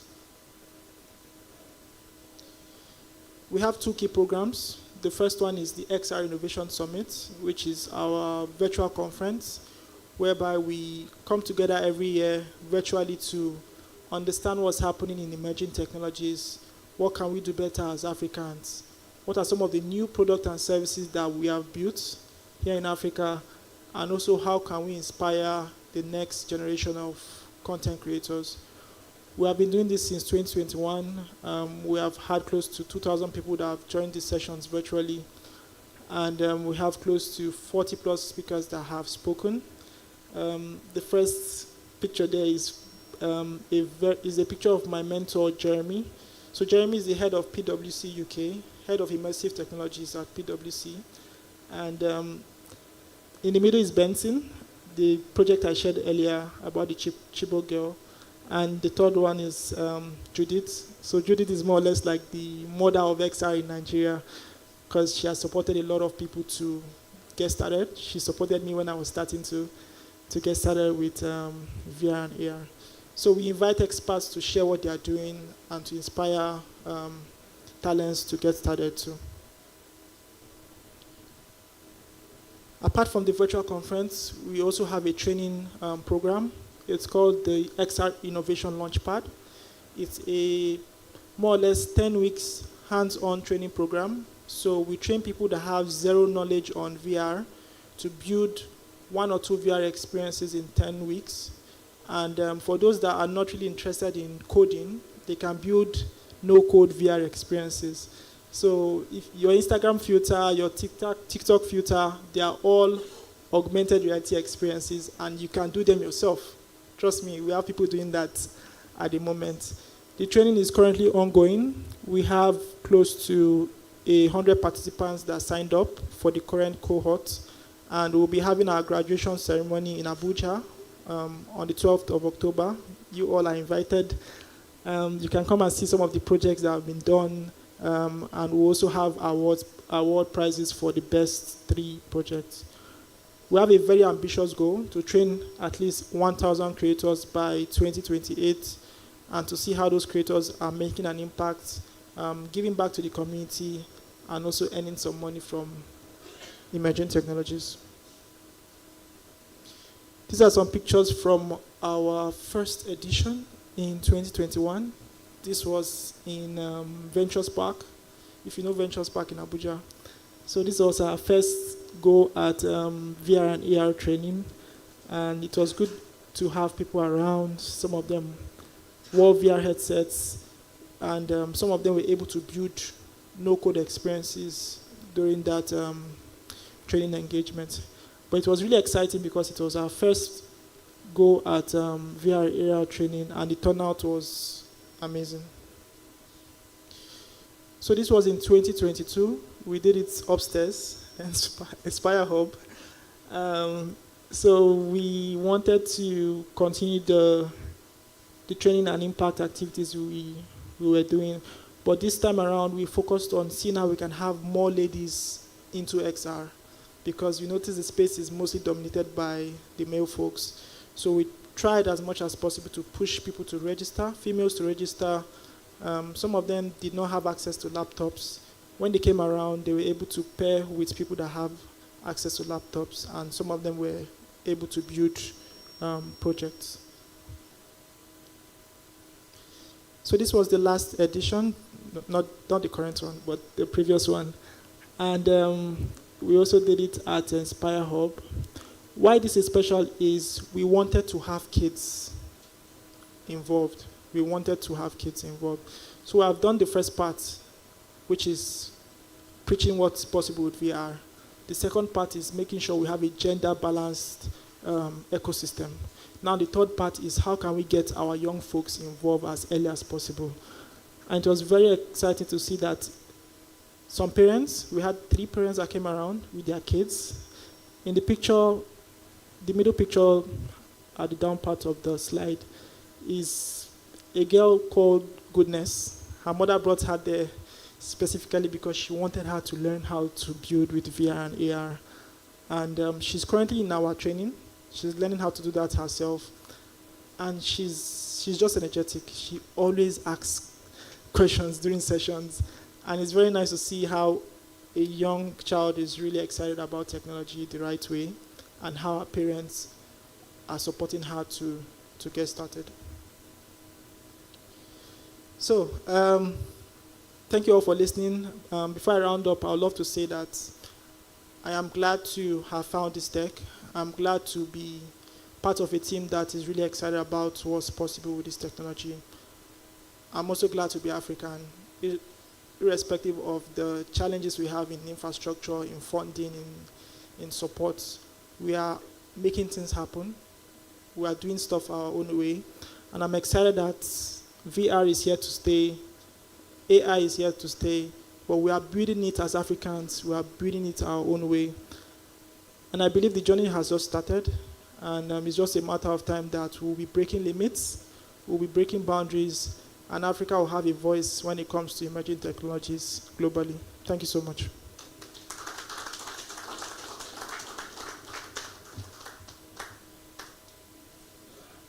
Questions? Feedback?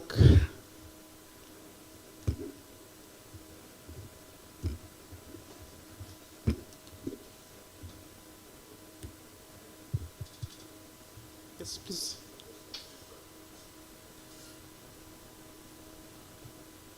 All right, thank you so much for your presentation. Well done. Thank you. I just want to encourage you not to give up, because looking at the response from schools, I know it's very, very discouraging. Yeah.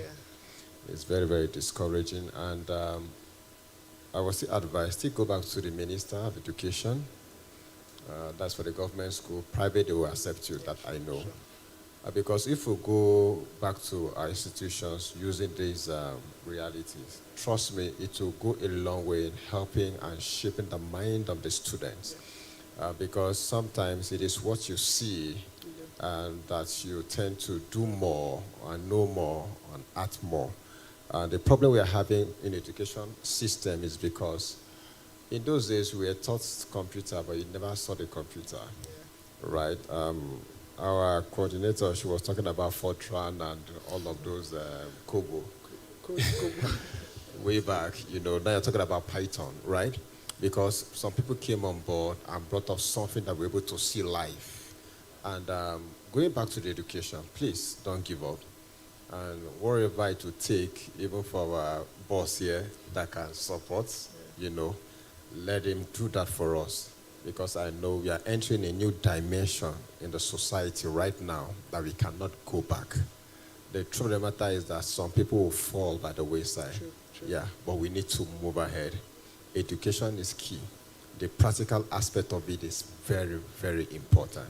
So please don't give up. Thank you once again. Thank you so much.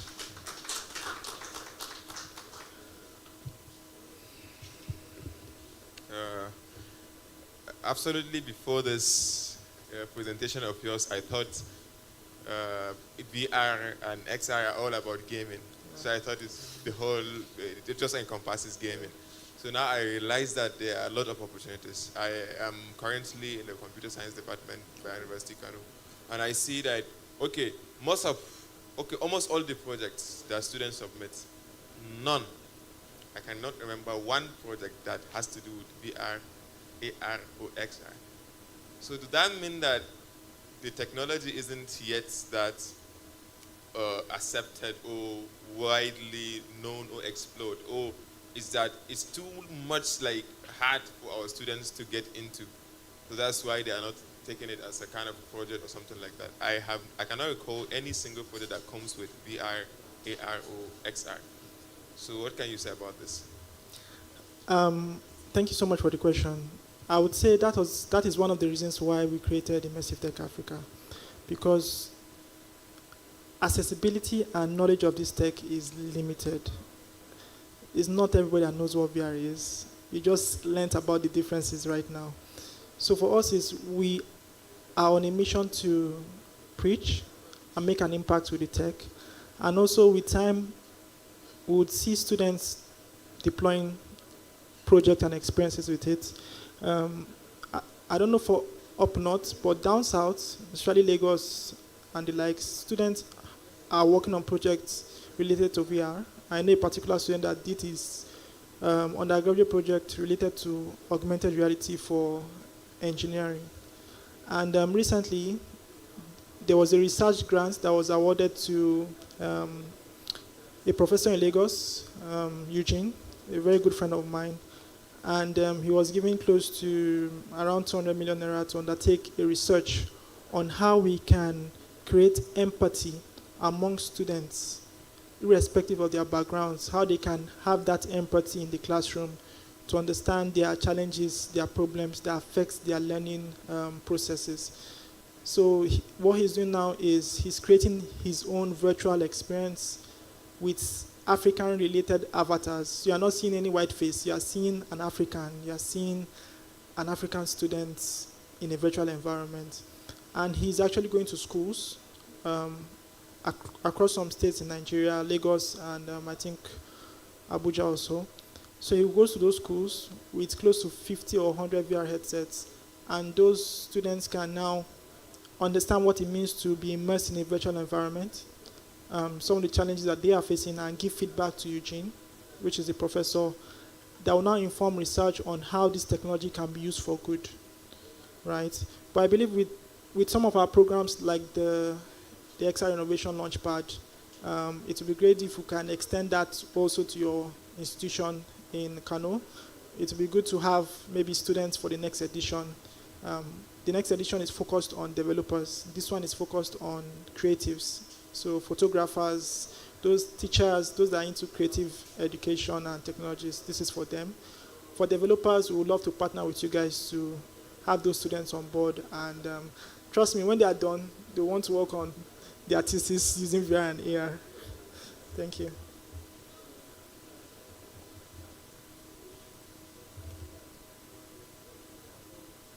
Very much. Good afternoon. My name is Nafisa Hassan.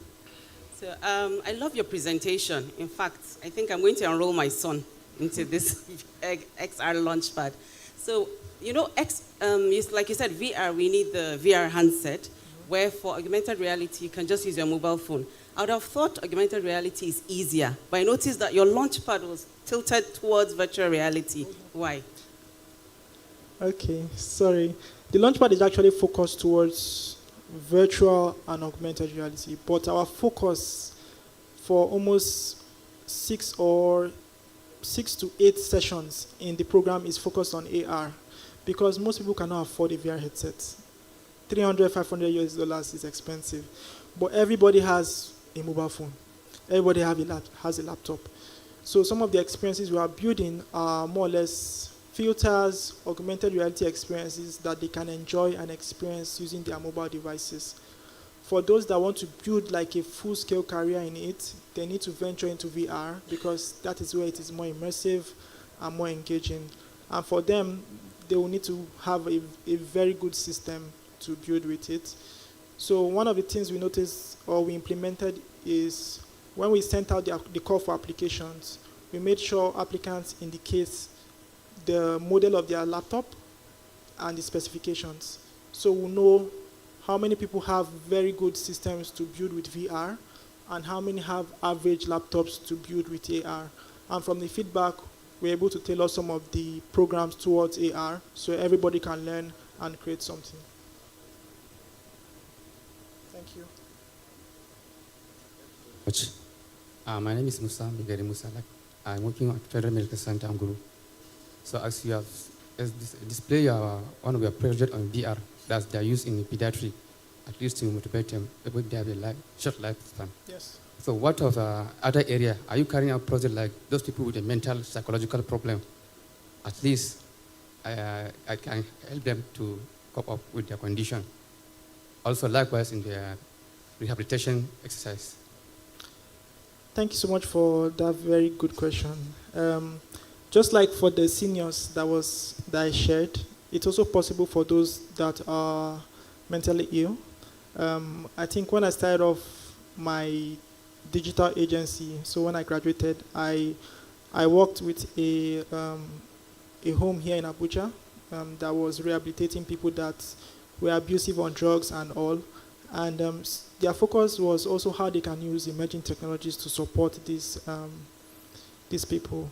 And I say it's possible because with VR, it's like you're in a very calm environment. There's no disturbances, there's no troubles. And it's more like meditation.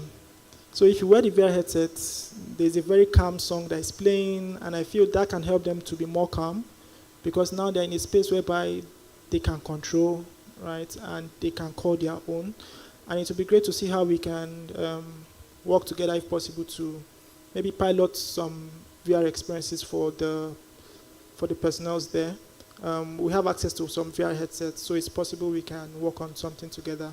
But not just for the mentally ill sector, but also for the medical space. Like I mentioned earlier, I have a sister that is studying medicine, and she spends a lot of time physically going to the training hospital or the specialist hospitals to learn.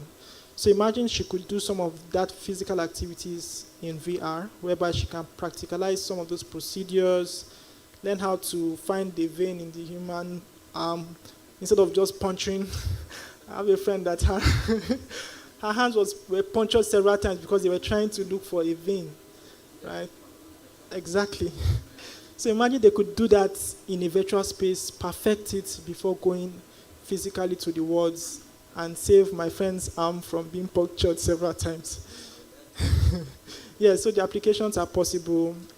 We have some prototypes that we can show you of how some doctors can measure like the different sounds in the human chest, your heart, your lungs, and understand which is which, and then perfect it in the coming future.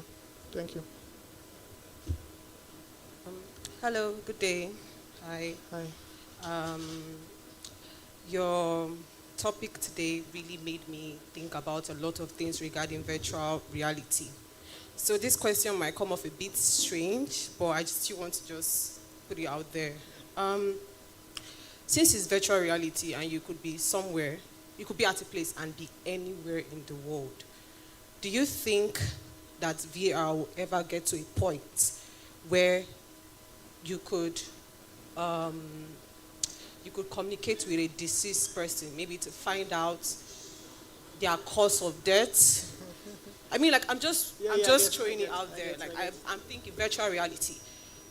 Will it ever get to a point like that, something like that, you could find out the exact cause of death, time, not just going through tests, with the whole medical steps, or how police do their routine.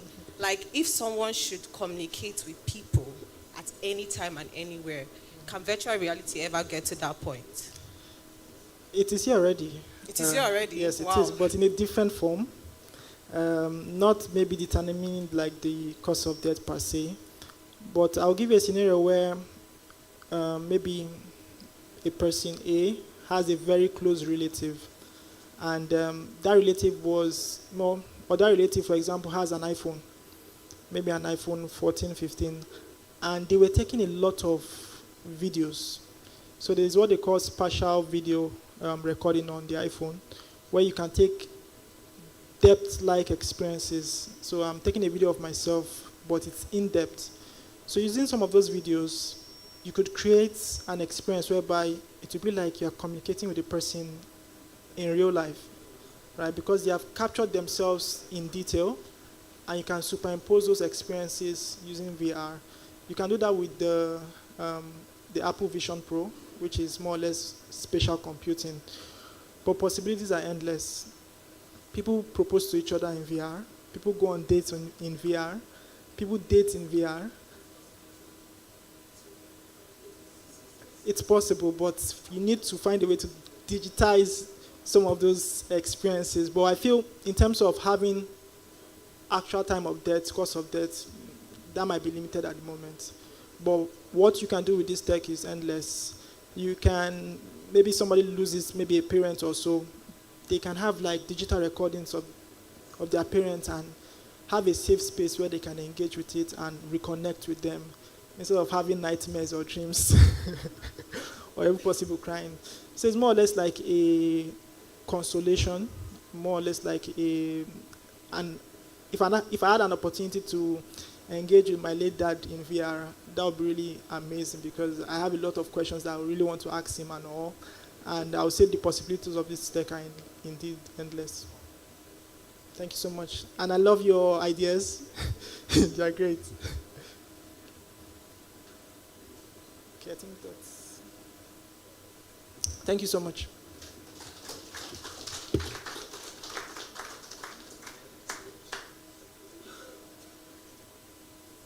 Thank you so much, Arome. I think I would like to call Arome and Quantum Doctor to take a picture with Dr. Evans before we... Is Quantum Doctor still in the hall? And Arome, please come and take a picture on the platform.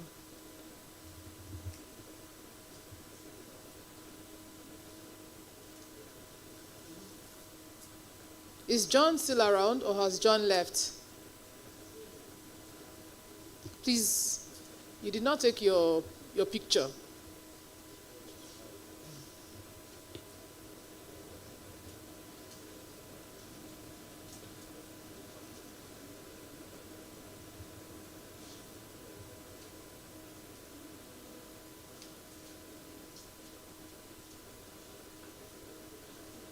Thank you very much. So, thank you for that question. I look forward to when we can begin to recreate memories and recreate. Again, I would also love to converse with my father and ask him, Pale, why you allow them catch you like this? You know, I'll say, Pale, why?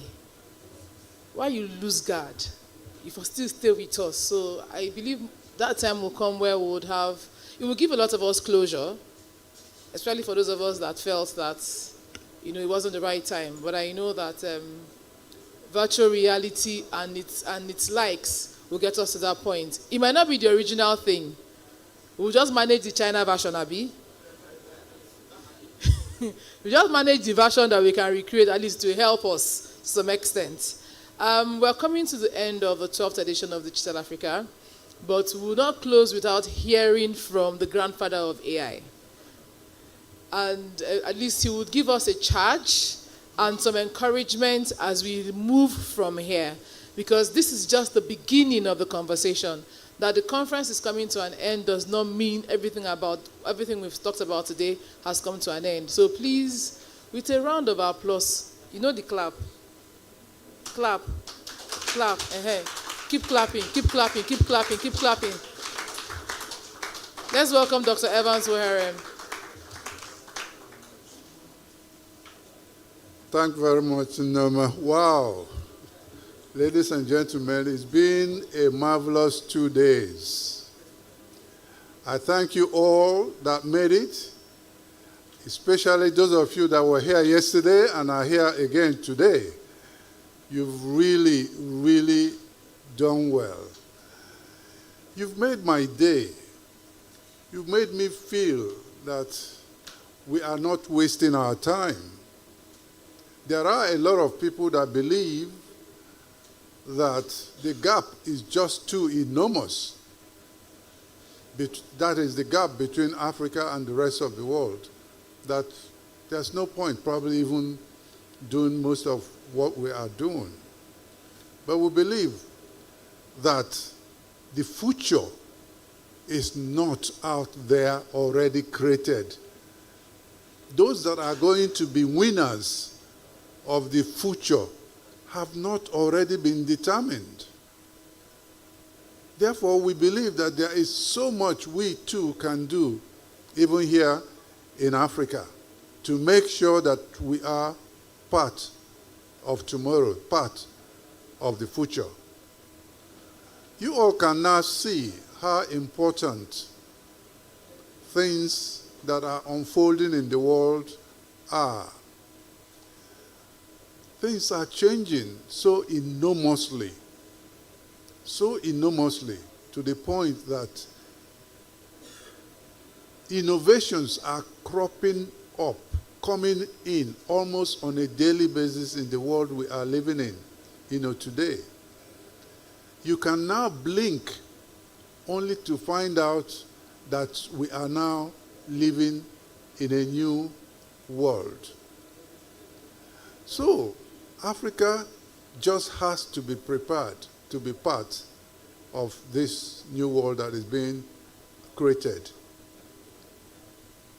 We are now in the age of intelligence, in an age in which almost everything that is around us, whether it's the house you are living in, whether it is each of the items in your house, all the items in your offices, the car you drive, the watch you wear, everything will be imbued with intelligence in such a manner that you can be interacting, with them. The implication of that is just enormous. We're now in an age, of intelligence. And then, on top of that, we also now have computer systems that are going to do computations that are going to take millions or even billions of years in a matter of minutes and hours. So you can only use your head to imagine the kind of future that is bringing on, to the world. And therefore, the fact that we need to also be prepared here in Africa to be part of all that, not just as consumers. Yes, we have to do a lot to consume these technologies, but also as producers. We just have to also be part of the producers in such a way that it's not as if we are just sitting idle by and this future is being created and we just get sucked into this future willy-nilly. That has been much of what has been happening. I have always often said that Africa has a follow-follow mentality. We sit idle by, not doing much in terms of creating the future, and other people create them in their laboratories and suck us into those futures. That's what has been happening most of the time. And I believe that time has come for us to wake up. There are certain things that are going very well for Africa. For example, our population, the youthful population of Africa, is a demographic dividend for Africa. And the good thing is that most of these youthful people in Africa, members of the Gen Zs and Gen A, Alpha, they are so used to these technologies.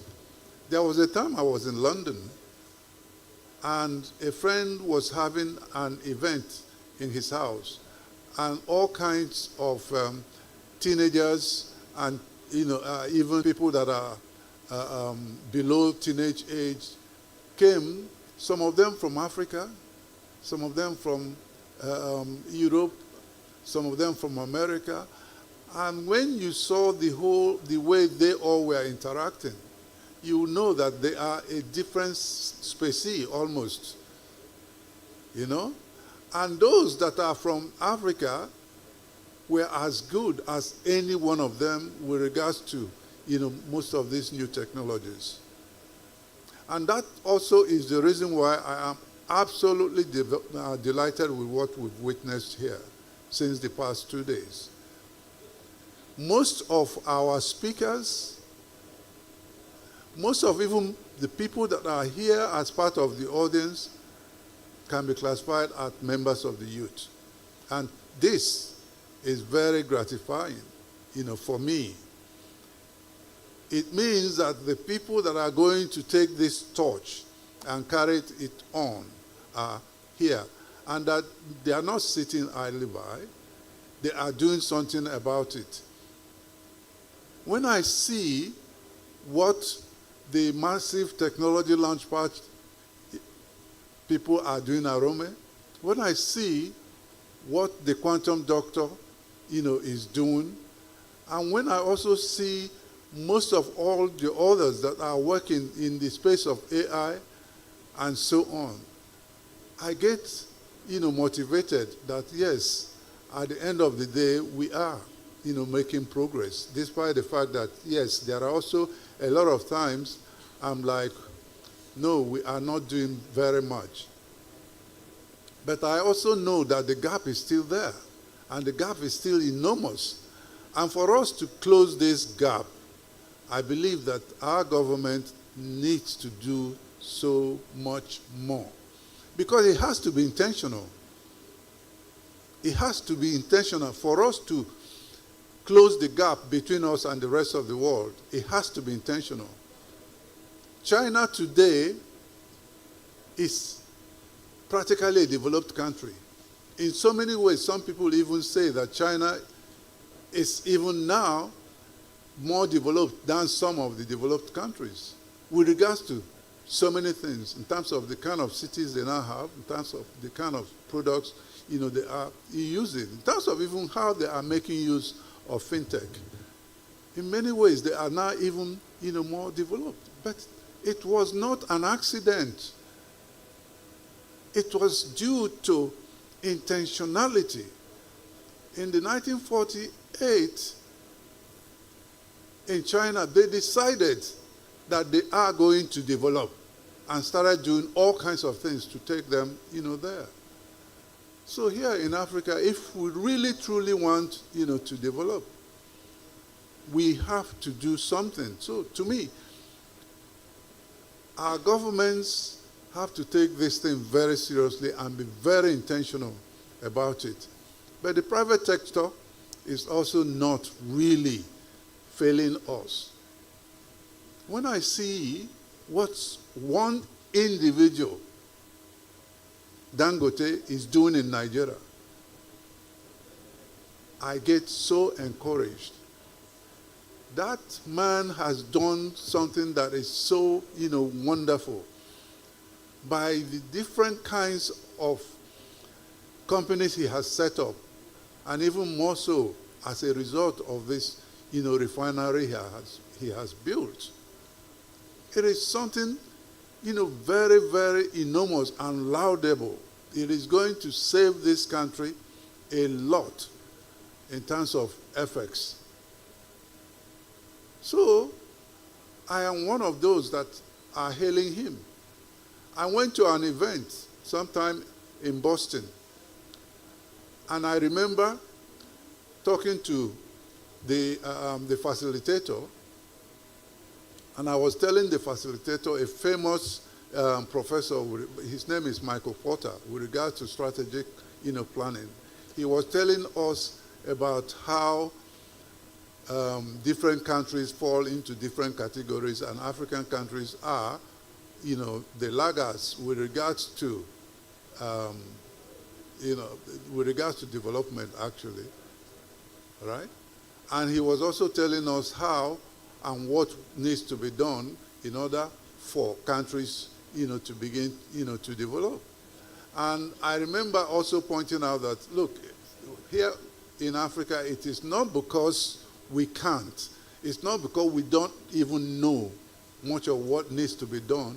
It's because that by the kind of things that our leaders are thinking about and are more intentional, about, they are not pointing us to areas that will take us, to development with a sense of urgency. And I remember him telling us that, look, it's not only government that owes us development. Yes, it will be good. It's what they are there for. They ought to. But he pointed out how in so many countries, there are examples, countries in the world where one individual started the revolution that brought about development in that country. Or where a set of individuals or a set of companies like the Shareholds in South Korea brought about the revolution that turned, things around.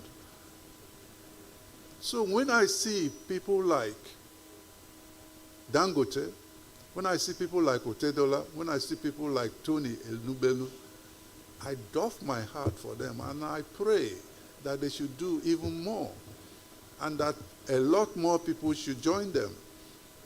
And yes, a lot of people are also, joining in, including people like Abiodun Omoni. They are joining in. I believe it's also important for us, all, to do so. Yes, let the government do what they have to do, but each and every one of us owe it to ourselves to be part of the solution for Africa by doing whatever we have to do in order to propel, Africa forward. Yes, the task is enormous given the gap, but I still believe that there is so much, we can do.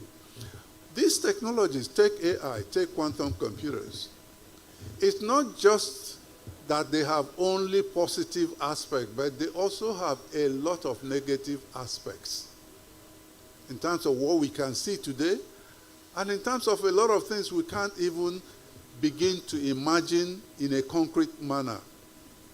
For example, AI.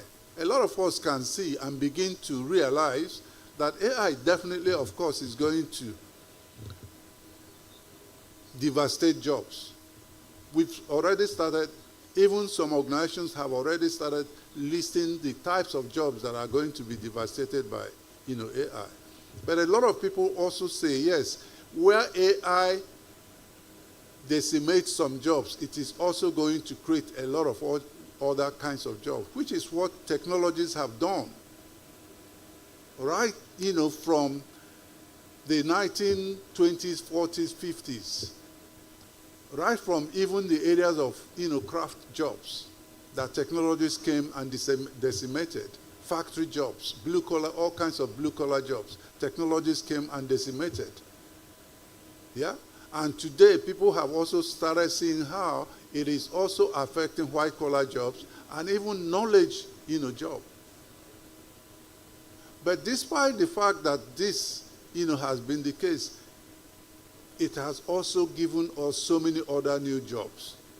But because of the nature of AI, and because of the fact that the AI intelligentsia are not just stopping at just producing domain-specific AI systems, they are even aiming to produce what are called general-purpose AI, system, or AI, that is going to resemble a human being in ability to do so many things and solve all kinds of problems and think like, a human. It's often also called artificial general intelligence. That can easily also become artificial super intelligent, meaning able to even surpass, human beings. The implications of all that, we don't know. There's somebody that I used to work for Google. His name is Mo Goddard. Actually, he was born in Africa, in Egypt, but now he's a citizen of the UK. He wrote a book, yeah? And in that book, he pointed out how somebody was in an island, and then somebody was querying him, asking, that person that was in an island in that book, is it that, what exactly was he doing there? And even the author was saying that he was doing either of two things. One, he was running away from the AGIs, who are now in control all over the world, in the cities especially. So humans that are left are just playing around, hiding. Yeah? Or the AGIs have so taken up everything humans can do, to the point that all humans now can do is just go and have holidays and just focus on their hobbies and so on. So probably that person was just holidaying because AIs, are doing everything. There's something,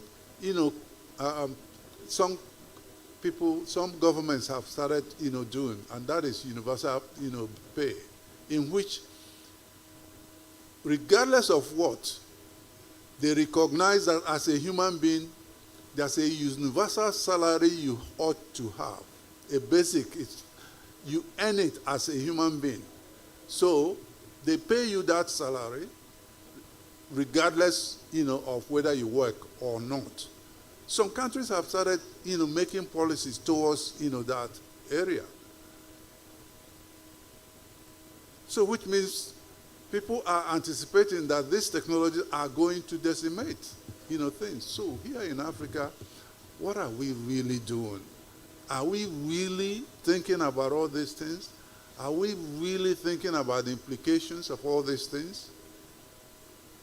Are we really making contributions towards how these things are going to eventually be in society? I think we need to do a lot more, not just in building these things, but how can we build them in an ethical manner? How can we build them in a sustainable manner? How can we build them in such a manner that, yes, they can, we are going to be part of the world, we are going to use them for all kinds of beneficial, reasons, but in a manner that is still not going to harm our culture, harm our cosmology, harm, our organization, harm us as individuals. How can we do so? And that's part of the reason why some of us have even been working towards a methodology for development of some of these systems, especially AI systems, in an ethical, manner.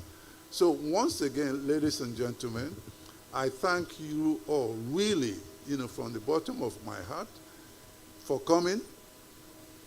It means to me that you are taking issues to do with development of Africa very, seriously. I also like to thank Noma very specially for helping to put this in place. And even more particularly our Uzo, who always is beavering away behind the scene. But, at the end of the day, is one of those that is making this to be possible. I like to also thank all those that have been supporting us all these years, especially companies like VDT and our special friend Building Money, who has always, been there supporting us every year. Thank you. Thank you very much. Thank you. And organizations like Digivision, Dr. Agabi, who also have always been there, assisting us. We thank, of course, NIDA. NIDA has always also been, there for us. Of course, NCC. NCC always, has always, been there. Even this particular event, they also, gave us some sponsorship. So we thank them, for that. I personally thank the Minister for IT and for Communications and Digital Economy for taking most of these technologies very seriously, especially artificial intelligence. We all know what he's doing in the area of artificial intelligence. Yeah? So once again, ladies and gentlemen, I thank you all very much. I believe that you've learned so much as a result of this event.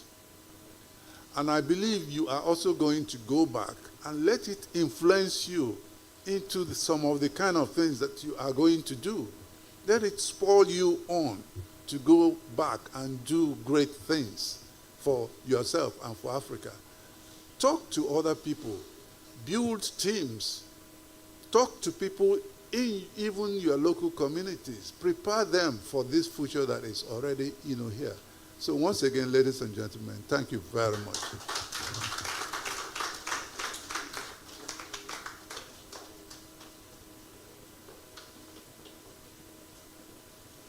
Doctor has said it all and done it all. But I especially want again to thank Uzo. Uzo, please, I know you don't like this, but we must do it. Uzo, please, can you come and stand on this stage? You don't like it, but we must do it. I call Uzo the engine room of Digital Africa. We are here today because... Why are you hiding? See space. No, don't pass here. Go like this. Let us see you. Stop hiding. I call Uzo the... See, he's always hiding. I don't know why.